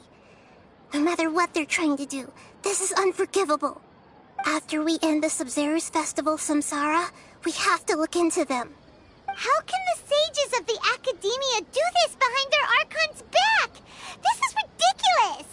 In the end, I'm just the moon. The real sun is long gone. A sun and a moon? Nahida's talking in riddles again. Oh, we're out of time today. I'll tell you how to break free of the Samsara tomorrow. See you then.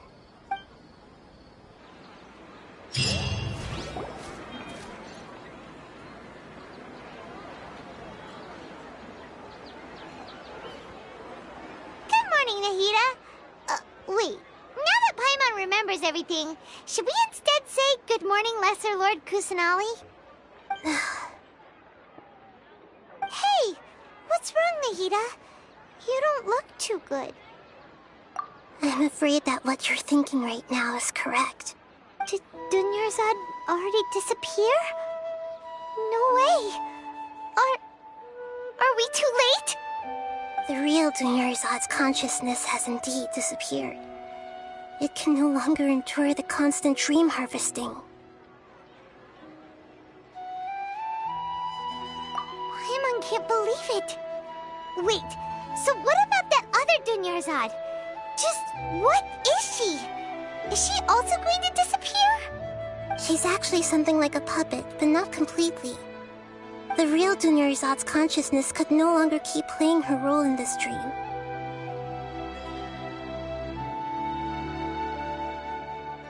So another Dunyarzad appeared to replace her in the dream. Just like the grass and the trees, that Dunyarzad is just a building block of the dream that helps to keep it going. But personality-wise, she's nothing like the real Dunyarzad. Puppets are stiff, and can't copy a living person's vitality. After all, they're just there as filler. You know, speaking of which, the old Dunyarzad might not have been too different from a puppet. Dunyarzad truly believed that she met you within her consciousness, and it was you who inspired her. So you do remember her after all. Yes. Back then, her family was overly protective of her. No one cared about her personality or thoughts. It was as if she only lived to stall her Elazar. I just gave her a little wisdom so she could look at life in a new way. So that she could be her own person. But even so, she's still far from it. I'm still a long way off from being a real Archon. I couldn't even save her. If I were a competent Archon, I wouldn't have let my most faithful follower die at the Sub-Zerus festival with so many regrets. Please don't beat yourself up over it, Nahida. It's the sage's fault, and theirs alone. I'm not beating myself up. All I did was to rationally observe the distance between myself and a real Archon. Don't be like that, Nahida. Even real Archons are still allowed to be sad. To prevent more tragedies like this, we must end the samsara as soon as possible. Great, but how do we do that? Although the Sub-Zerus Festival dream is under the Akasha's control, only humans can dream. Even the Akasha is unable to create them. That means this dream belongs to a host who created it. Huh? So, how should we find that person? Well, if this is someone's dream, then everything here must come from deep within their consciousness. Which means, with the power of imagination, they can change anything in this dream. Imagination? What do you mean by that? Imagination means breaking through what you perceive as normal. Like when the server at a tavern brings a plate to you, you'd naturally assume that food is on it. However, if you're the dream's host and you become aware that you're dreaming, when you imagine gold and more on the plate, the dream will respond in kind, and the server really will bring you gold and mora. But right now, our host is unaware that this is a dream. No matter how many times they're served, it will always be food. Find some way to make that person realize that they're dreaming. Usually, once that happens, the person will wake up and the dream samsara will be broken. How are we going to find them, though? If it could be anyone, it'd be like looking for a needle in a haystack. And even if we did find them, how are we supposed to make them realize they're dreaming? After all, like you said, don't wake a sleepwalker. It's extremely difficult, yes. But the only ones who can do it are you two. Remember, everything you've achieved up to this point has all been for the sake of finding the host and ending the samsara. As for me, during this time, I'll be out of town. Out of town? Are you going to that place full of dreams where the traveler went? Yes. I want to try something. There must still be a small wisp of possibility. Naringo! Dreams are supposed to be fantastical, romantic, and full of pleasant surprises. Unnecessary things like this samsara need to end. Paimon's still a little upset that we've come this far only for Dunyarzad to... She was such a good person, with such a simple wish. But fate was against her. Yeah, saving Dunyarzad is what kept us going this whole time. But we mustn't lose hope, Traveler. Dunyarzad would definitely want to see us save everyone else. So let's break the samsara for her sake. Paimon's wondering, do you think the sages would get one of their own to be the host of this stream? Feels like it would be easier to control it that way, no?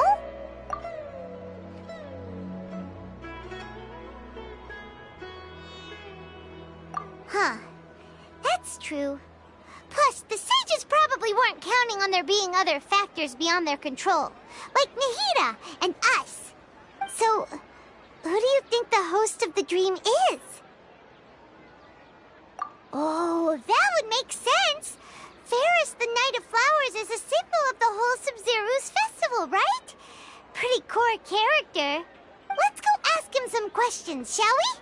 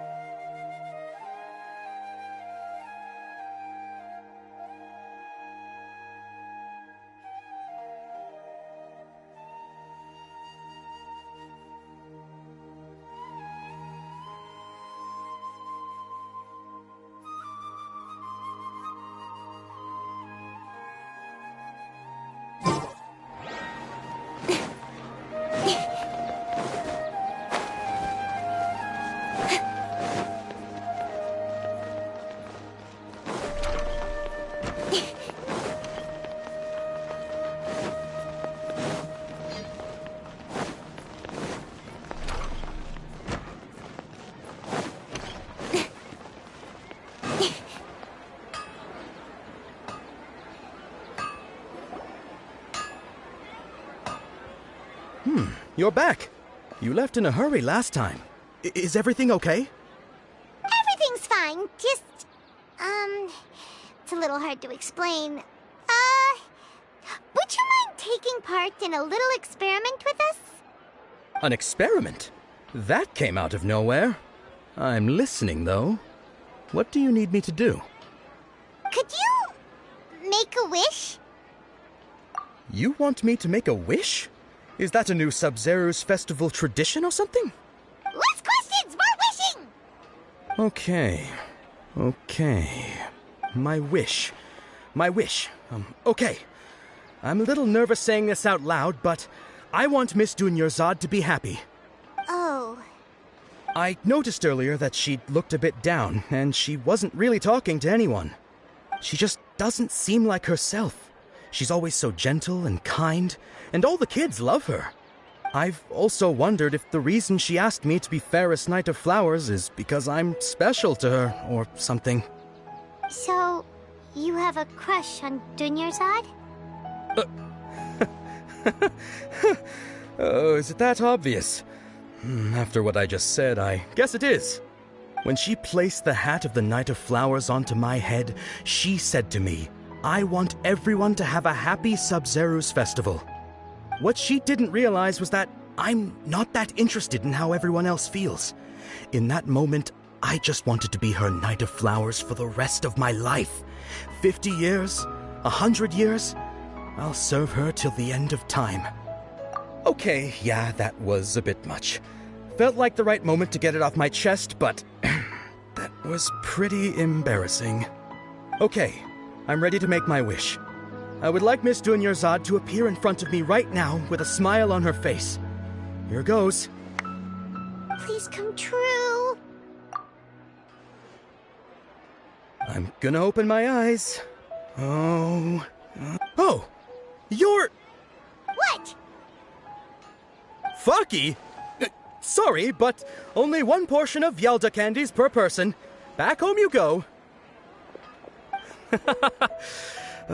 Nice try, you two. Anyway, never mind. I don't need to see her appear right in front of me. As long as she's happy. Guess he isn't the host of this dream after all. Should have expected it wouldn't be this easy.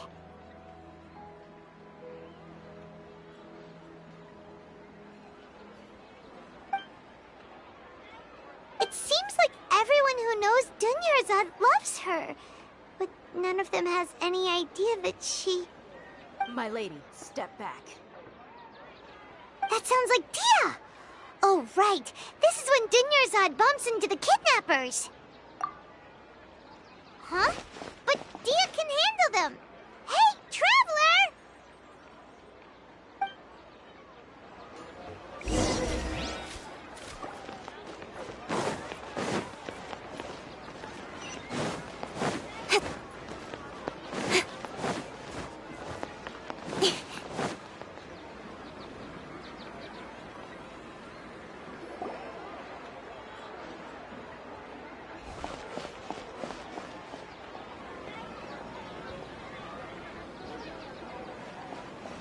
Oh, it's you. Great timing. Please take...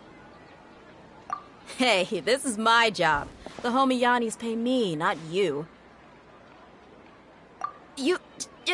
Fine, all right. Knock yourself out. Why are you so worked up anyway? It's not like I don't trust your fighting skills. Anyway, watch yourself. So you got yourself some backup. Suit yourself. You're going down. That's close enough. New fun, can't see. Law of the jungle. One with nature. Speed of light.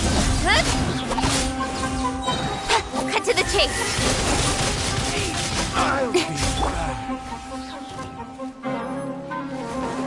Enshroud!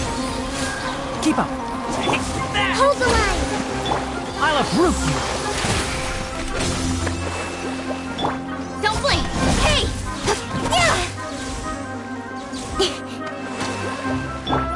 The wind knows me. one with the forest.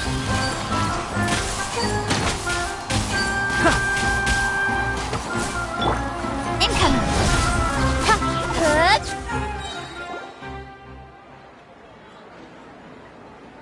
Traveler, were you just taking your anger out on those guys? You and Nahida both. Dunyarzad wouldn't want to see you two like this. Oh, and speaking of her, Paimon just remembered something. Remember how during the first Sub-Zero's festival, before the Samsara started, we came here with Dunyarzad because she wanted to pick something up? She said it was because she had forgotten something. Okay, so Paimon's memory is working so far. Anyway, Paimon also remembers that she is staying somewhere around here. She pointed it out to us the night before the Sub-Zero's festival. Yeah, even if it's only a tiny clue, it'll probably still help us more than this needle in a haystack search.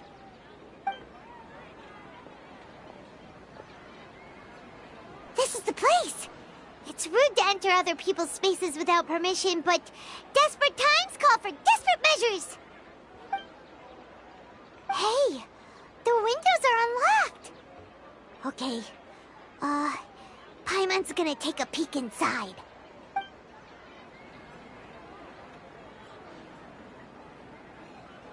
This was only a temporary residence, so there was pretty much nothing inside except this book on the table. Should we open it?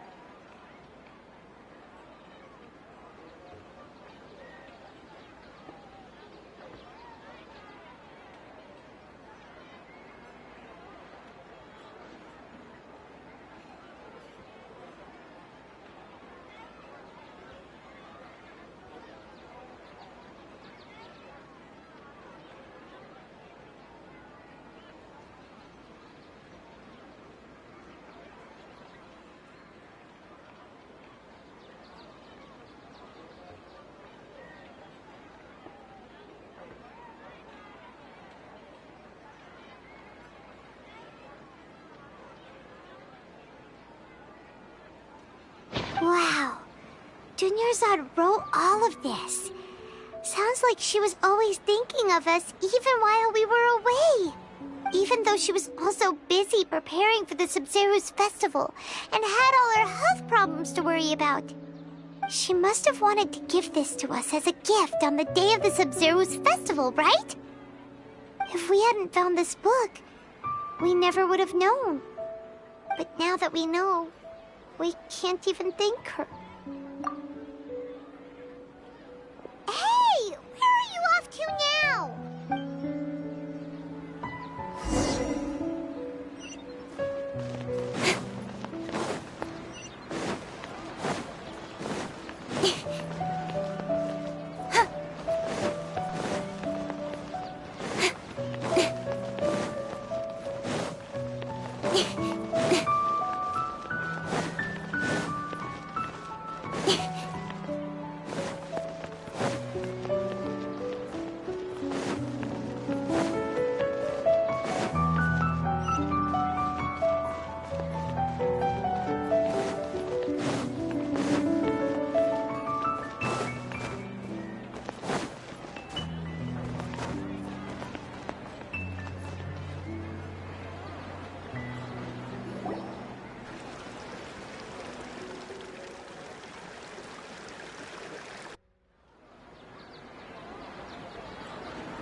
It's Dunyarzad's puppet.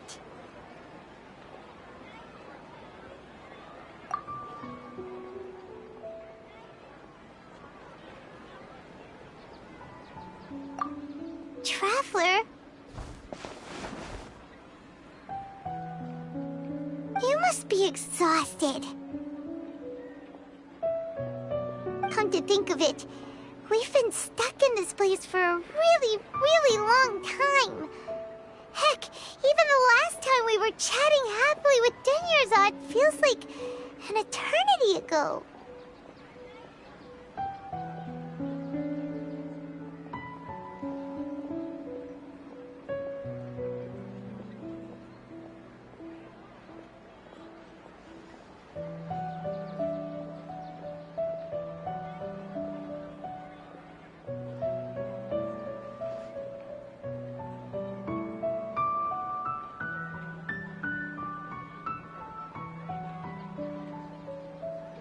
Paimon still remembers when we were sitting here, and the way her eyes sparkled when she talked about Nilu's Dance of Sub-Zerus.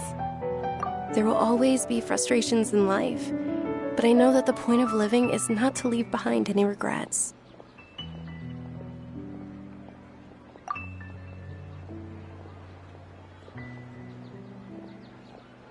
That was what the real Denyerzad said, wasn't it? Does that mean... Yes, Traveler. What is it? Oh, so she's still just a puppet. But just now, how come...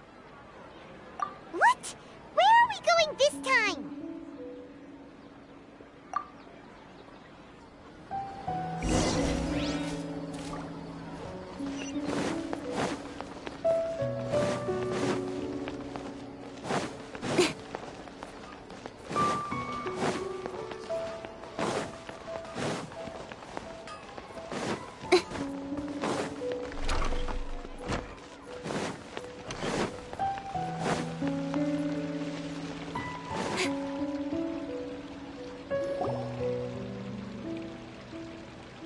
If you continue to resist, we will have to order an investigation into every single event organizer.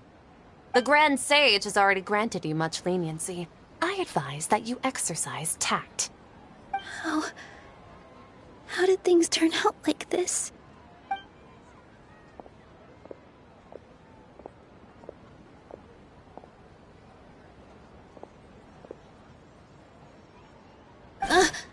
Traveler? You don't have to get involved. He's a sage from the Academia. I don't want to drag you into this. Traveler? Traveler? What the heck are you doing? If you get arrested by the Academia, that's another day gone to waste!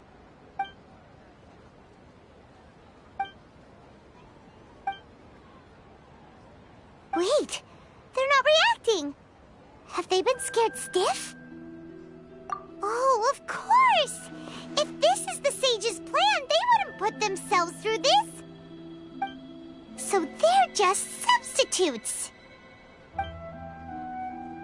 What is this? What happened to the Grand Sage and his entourage?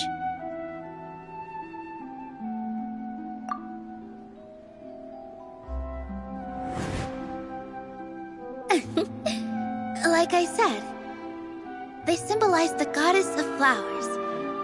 It's just a shame that all the real Padisaras went extinct after her death. Yes. The Greater Lord brought forth new Padisaras in memory of the goddess of flowers. But she ultimately could never truly replicate that beautiful shade of purple.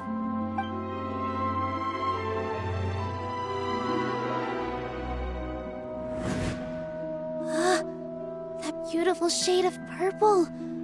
Aren't these flowers real Padisaras? Just like the ones from the legend?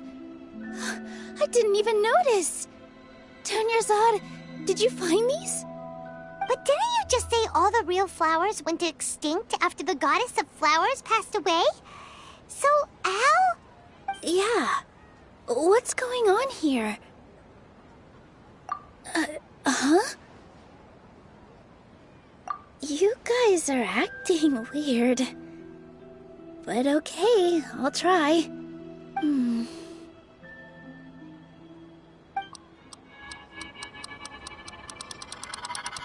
Hey! They disappeared! So Nilu's the host! What a surprise! Purple Padisaras don't exist in the real world anymore. But in Nilu's subconscious, they can appear as decorations on the stage. It's just like the example Nahida told us. People assumed there will be food on a plate, and Nilu assumed there would be real Patisaras in the flower pots. So when you saw the flowers, you instantly knew it was Nilu? But if we want to end the samsara, we need the host to become aware that they're dreaming. How should we make Nilu realize that? Am I dreaming? Huh? So I'm right. Is this Lesser Lord Kusanali responding to our celebration of the Sub-Zeru's festival? Wrong guess, but you aren't completely wrong either. The point is, what made you think this is a dream? As far as you know, people in Sumeru don't dream, right? Yeah, but have you heard the tale of the first sage? To prevent a calamity, he went on a journey to find the Dendro Archon. Ooh, sounds familiar. Dunyarzad told us a story like that when we first arrived in Sumeru City. So it was about the first sage, huh? Yep, but in the part you heard, he hadn't become the first sage yet. There's more to the story. His piety and wisdom were acknowledged by the Dendro Archon, and she finally gave her blessing to him. All kinds of spectacular scenes appeared in front of the first sage, as if all the knowledge in the world was being painted onto a canvas right before him. He was captivated. After who knows how long, he mastered all the knowledge he could comprehend. Afterward, he said to the Dendro Archon, "I miss my parents, my wife, and my children. I've been away from home for far too long. They must be worried." The Dendro Archon smiled. The next second, the sage found himself lying in his bed, as if he had just woken up from a dream. His wife, lying next to him, said, "You're off to search for the Dendro Archon today, aren't you? Have a safe journey, my love." In the end, the first sage took care of many disasters in Sumeru City and founded the Academia. What a happy ending. So, the first sage was dreaming ever since the beginning of the story? He never went on his journey? Yes, but his faith and determination were conveyed to the Dendro Archon, so she blessed him in the form of a dream. Paimon understands where you're coming from now. That's a really interesting connection. But we really gotta wake up soon, like the sage in the story. I see. Well, it just so happens that today's Sub-Zeru's festival is almost over too.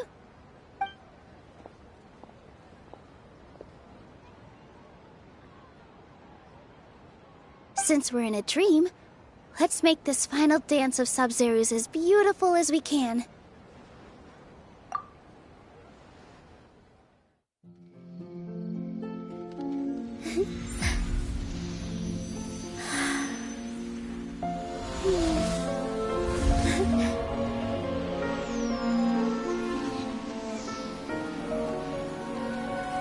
The wait is over, everyone.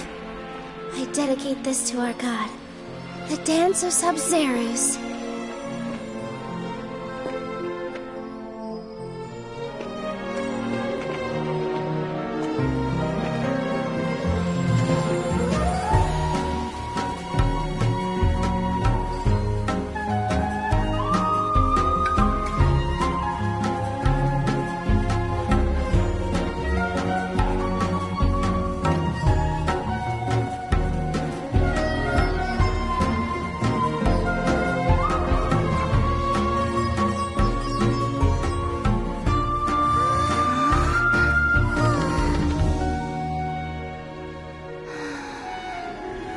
I'd be lying if I said I had no regrets.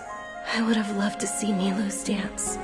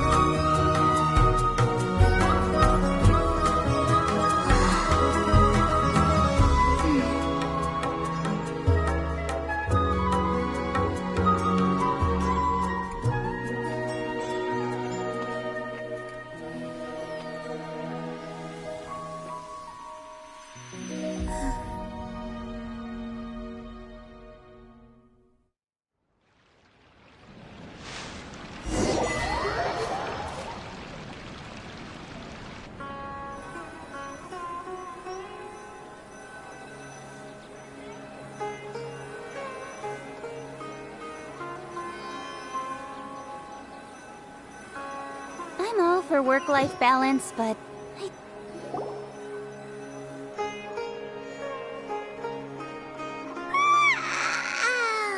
Oh, good morning, traveler. Oh, Paimon feels like she's been asleep for the longest time. Paimon's head feels super heavy. Did we oversleep? Do you even remember going to sleep last night? Paimon thinks it was after the Sub-Zero's festival. The Sub-Zero's festival! Have we finally escaped from the Sub-Zero samsara? Quick! Take off your Akasha terminal!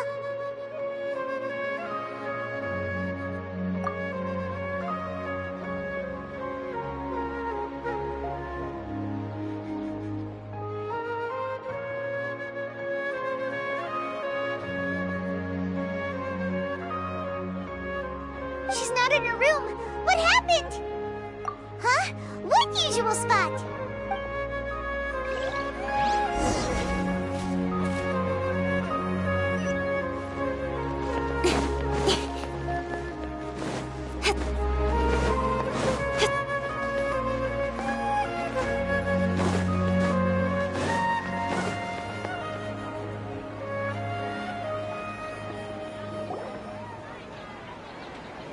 Well done, Traveler and Paimon.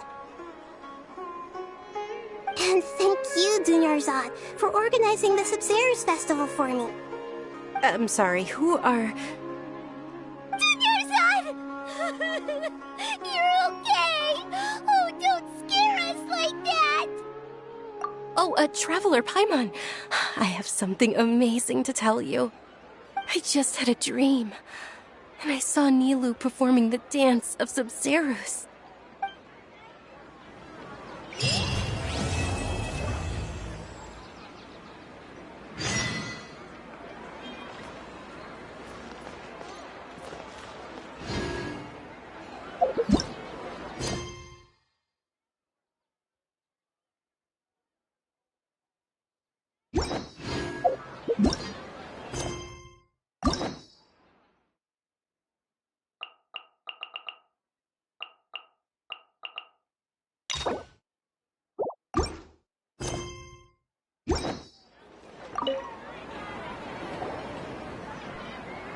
You're actually Nahida, aren't you?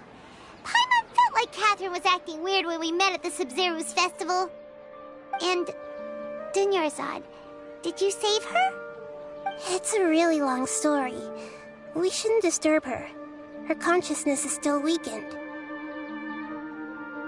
Let's chat somewhere else. How about by the Traveler's favorite bench?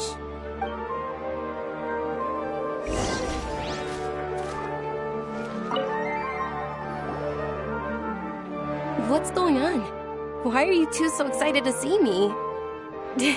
Hasn't it only been a night? It's actually been much longer than that. Oh? Strange. Was I really asleep that long? No wonder I have such a headache.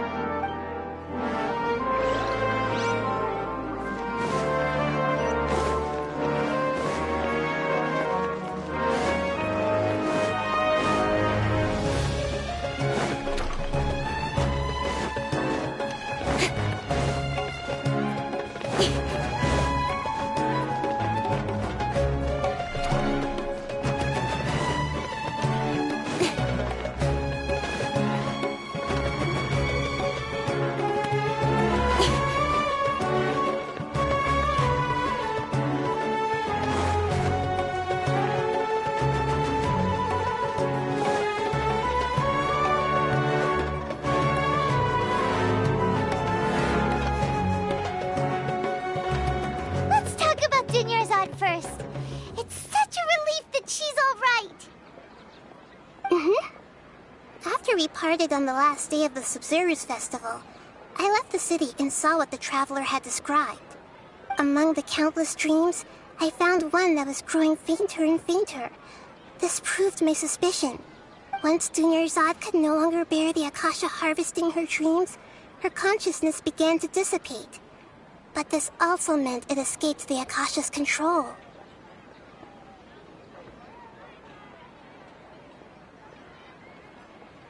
Such a small fragment of consciousness can't last for very long, though. It will return to its original dream. Where both will gradually fade until they completely disappear. I used all the power I had to keep her dying dream alive as long as possible. But it still wouldn't have lasted for much longer if it hadn't been for you two breaking the samsara. So it looks like we did manage to save Dunyarzad in the end. And not a moment too soon. Huh? Why are you two smiling so happily? I thought you'd be so moved that you'd start crying. I need to spend more time observing human emotions. Both are fine. Everyone reacts differently. All right. You two must have a lot of other questions for me, right? After all, you saved my faithful believer. As your reward, I will answer any and all questions. At the Avidia forest, there was this incense that made the traveler fall unconscious and dream of a huge tree and a red sky. You also heard someone's voice, right? It said world and forget me. Yeah, so you do know. We've been wanting to ask you what that was about, and if the red sky was related to Conria. It seems like the traveler established a connection to Irminsul.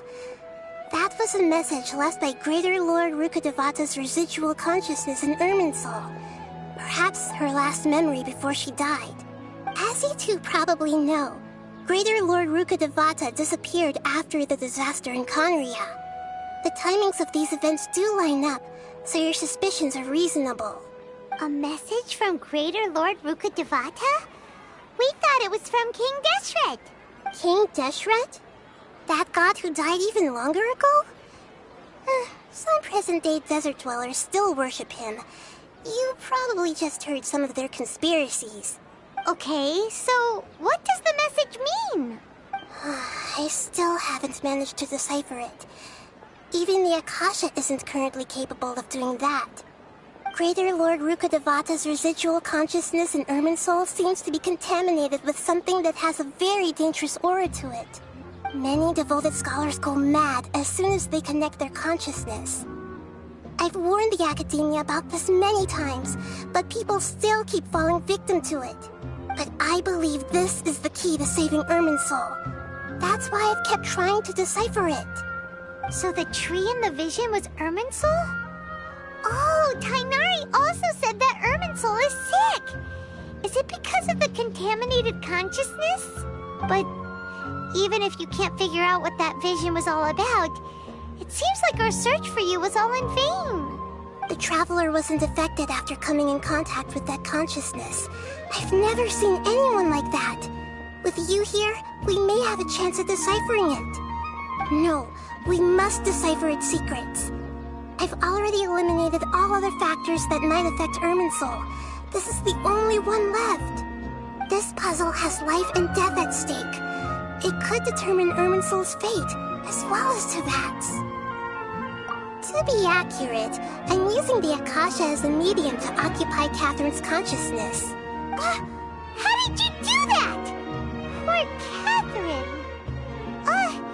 Does this mean you can also occupy other people's consciousnesses? Theoretically, I can enter anyone's mind as long as they're wearing their Akasha terminal. The Akasha is the legacy of Greater Lord Rukkhadevata. As Lesser Lord Kusanali and the first Akasha terminal, my consciousness has always been linked to the Akasha. I've always respected my people's free will, so I've never actually occupied their consciousness. When necessary, I just borrow this bionic Snezhnayan puppet. Hold on. Did we just learn some deep, dark secret? So Catherine is... No wonder Paimon felt something was off about her. What about your own body? Why do you need to borrow other people's? Don't you live in the sanctuary of Surasthana? That story begins a long time ago. After Greater Lord Rukkhadevata disappeared, the sages found my newly born self and took me back to Sumeru. At that time, I was young and weak. The sages kept me in the sanctuary of Surasthana, ostensibly for the sake of protecting me. but I've hardly heard from them since. However, I do understand that they had hoped to find Greater Lord Rukkhadevata instead of me, a symbol of her passing. So, the sages basically put their new Archon under house arrest? How dare they! Why don't you teach them a lesson, Nahida? In some ways, they aren't wrong. Greater Lord Rukkhadevata was omniscient and omnipotent. Even after her death, the Akasha is still empowering this nation. And I'm still really far away from being able to call myself the God of Wisdom. Moreover, the Academia is also more proficient at governing this country. My existence has little meaning. Yeah, you got a lot of believers. Just look at the Sub-Zero's festival. Everyone who showed up truly loves you. Thank you for the kind words. But I honestly don't need physical freedom as long as I can connect my consciousness to the Akasha. Trying to find a way to save Irminsul is my life's mission and top priority. I will work on that, and try to live up to being a deity in the meantime. Every once in a while, I will also take up the duties of the God of Wisdom and enlighten a lost soul here and there.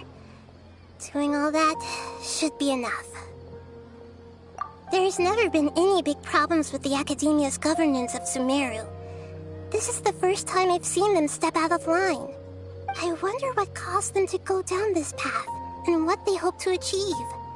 Even though the city's residents haven't noticed anything strange, if the Traveler hadn't broken the Sub-Zero Samsara, the situation could have become dire. I tried to do some investigating in the Akasha, but I couldn't find anything suspicious. And all the people of interest seem to purposely avoid wearing their Akasha terminals. I think they're deliberately trying to hide something. Oh, that reminds Paimon. In Gandharvaville, there was a sage who had invited Tainari to join some kind of project. Could it be related? Regardless, I need to first investigate the sage's motives, make things right, and punish them if needed. But I'll have to be discreet, or they'll see me coming. You mean how the Akasha stops you from having dreams? Yeah, it's been such a long time. No one's noticed something's up? It's not that no one noticed. It's more like no one cared. Ultimately, it's all rooted in the sage's misdirection. Misdirection? The sages convinced everyone to believe that being unable to dream is a sign of rationality and wisdom. Not dreaming is a badge of honor in Sumeru, even if the truth is that their dreams are being reaped by the Akasha. With their propaganda in place, the sages can maximize their use of the Akasha to facilitate their research. Besides, Greater Lord Rukkhadevata must have created the Akasha in the hopes that it could be used to its full potential. That's why I've never come out strongly against this. Anyway, the perspective advocated by the sages drowned out any voices of doubt. By now, even those who never use Akasha terminals find it too shameful and embarrassing to talk about their dreams. Got it! I hope my answers were satisfactory, seekers of knowledge. To be honest, maintaining Dunyarzad's fading dream took a lot of mental energy. I think I may need to rest for a while. Oh, and you don't need to worry too much about the sage's activities for now. The Akasha won't be able to conduct another project on the scale of the Sub-Zero Samsara in the immediate future. Go and get some sleep. Leave everything to us. What a relief. This is truly the most exhausting birthday I've ever had. Traveler? Paimon? Why am I here? Do either of you know? Maybe you were sleepwalking. You know you can't wake up a sleepwalker. We happened to walk by, so we thought we'd wait for you to wake up. I see. Huh. I should visit my maintenance personnel sometime. Oh, I'm fine. I better go. Thank you. We've spent quite some time in Sumeru City, but ever since we last said goodbye to Lesser Lord Kusanali, we haven't heard anything from her. Oh, we can't just keep waiting around like this. Let's go find Catherine and pick up some work so we can at least keep ourselves busy.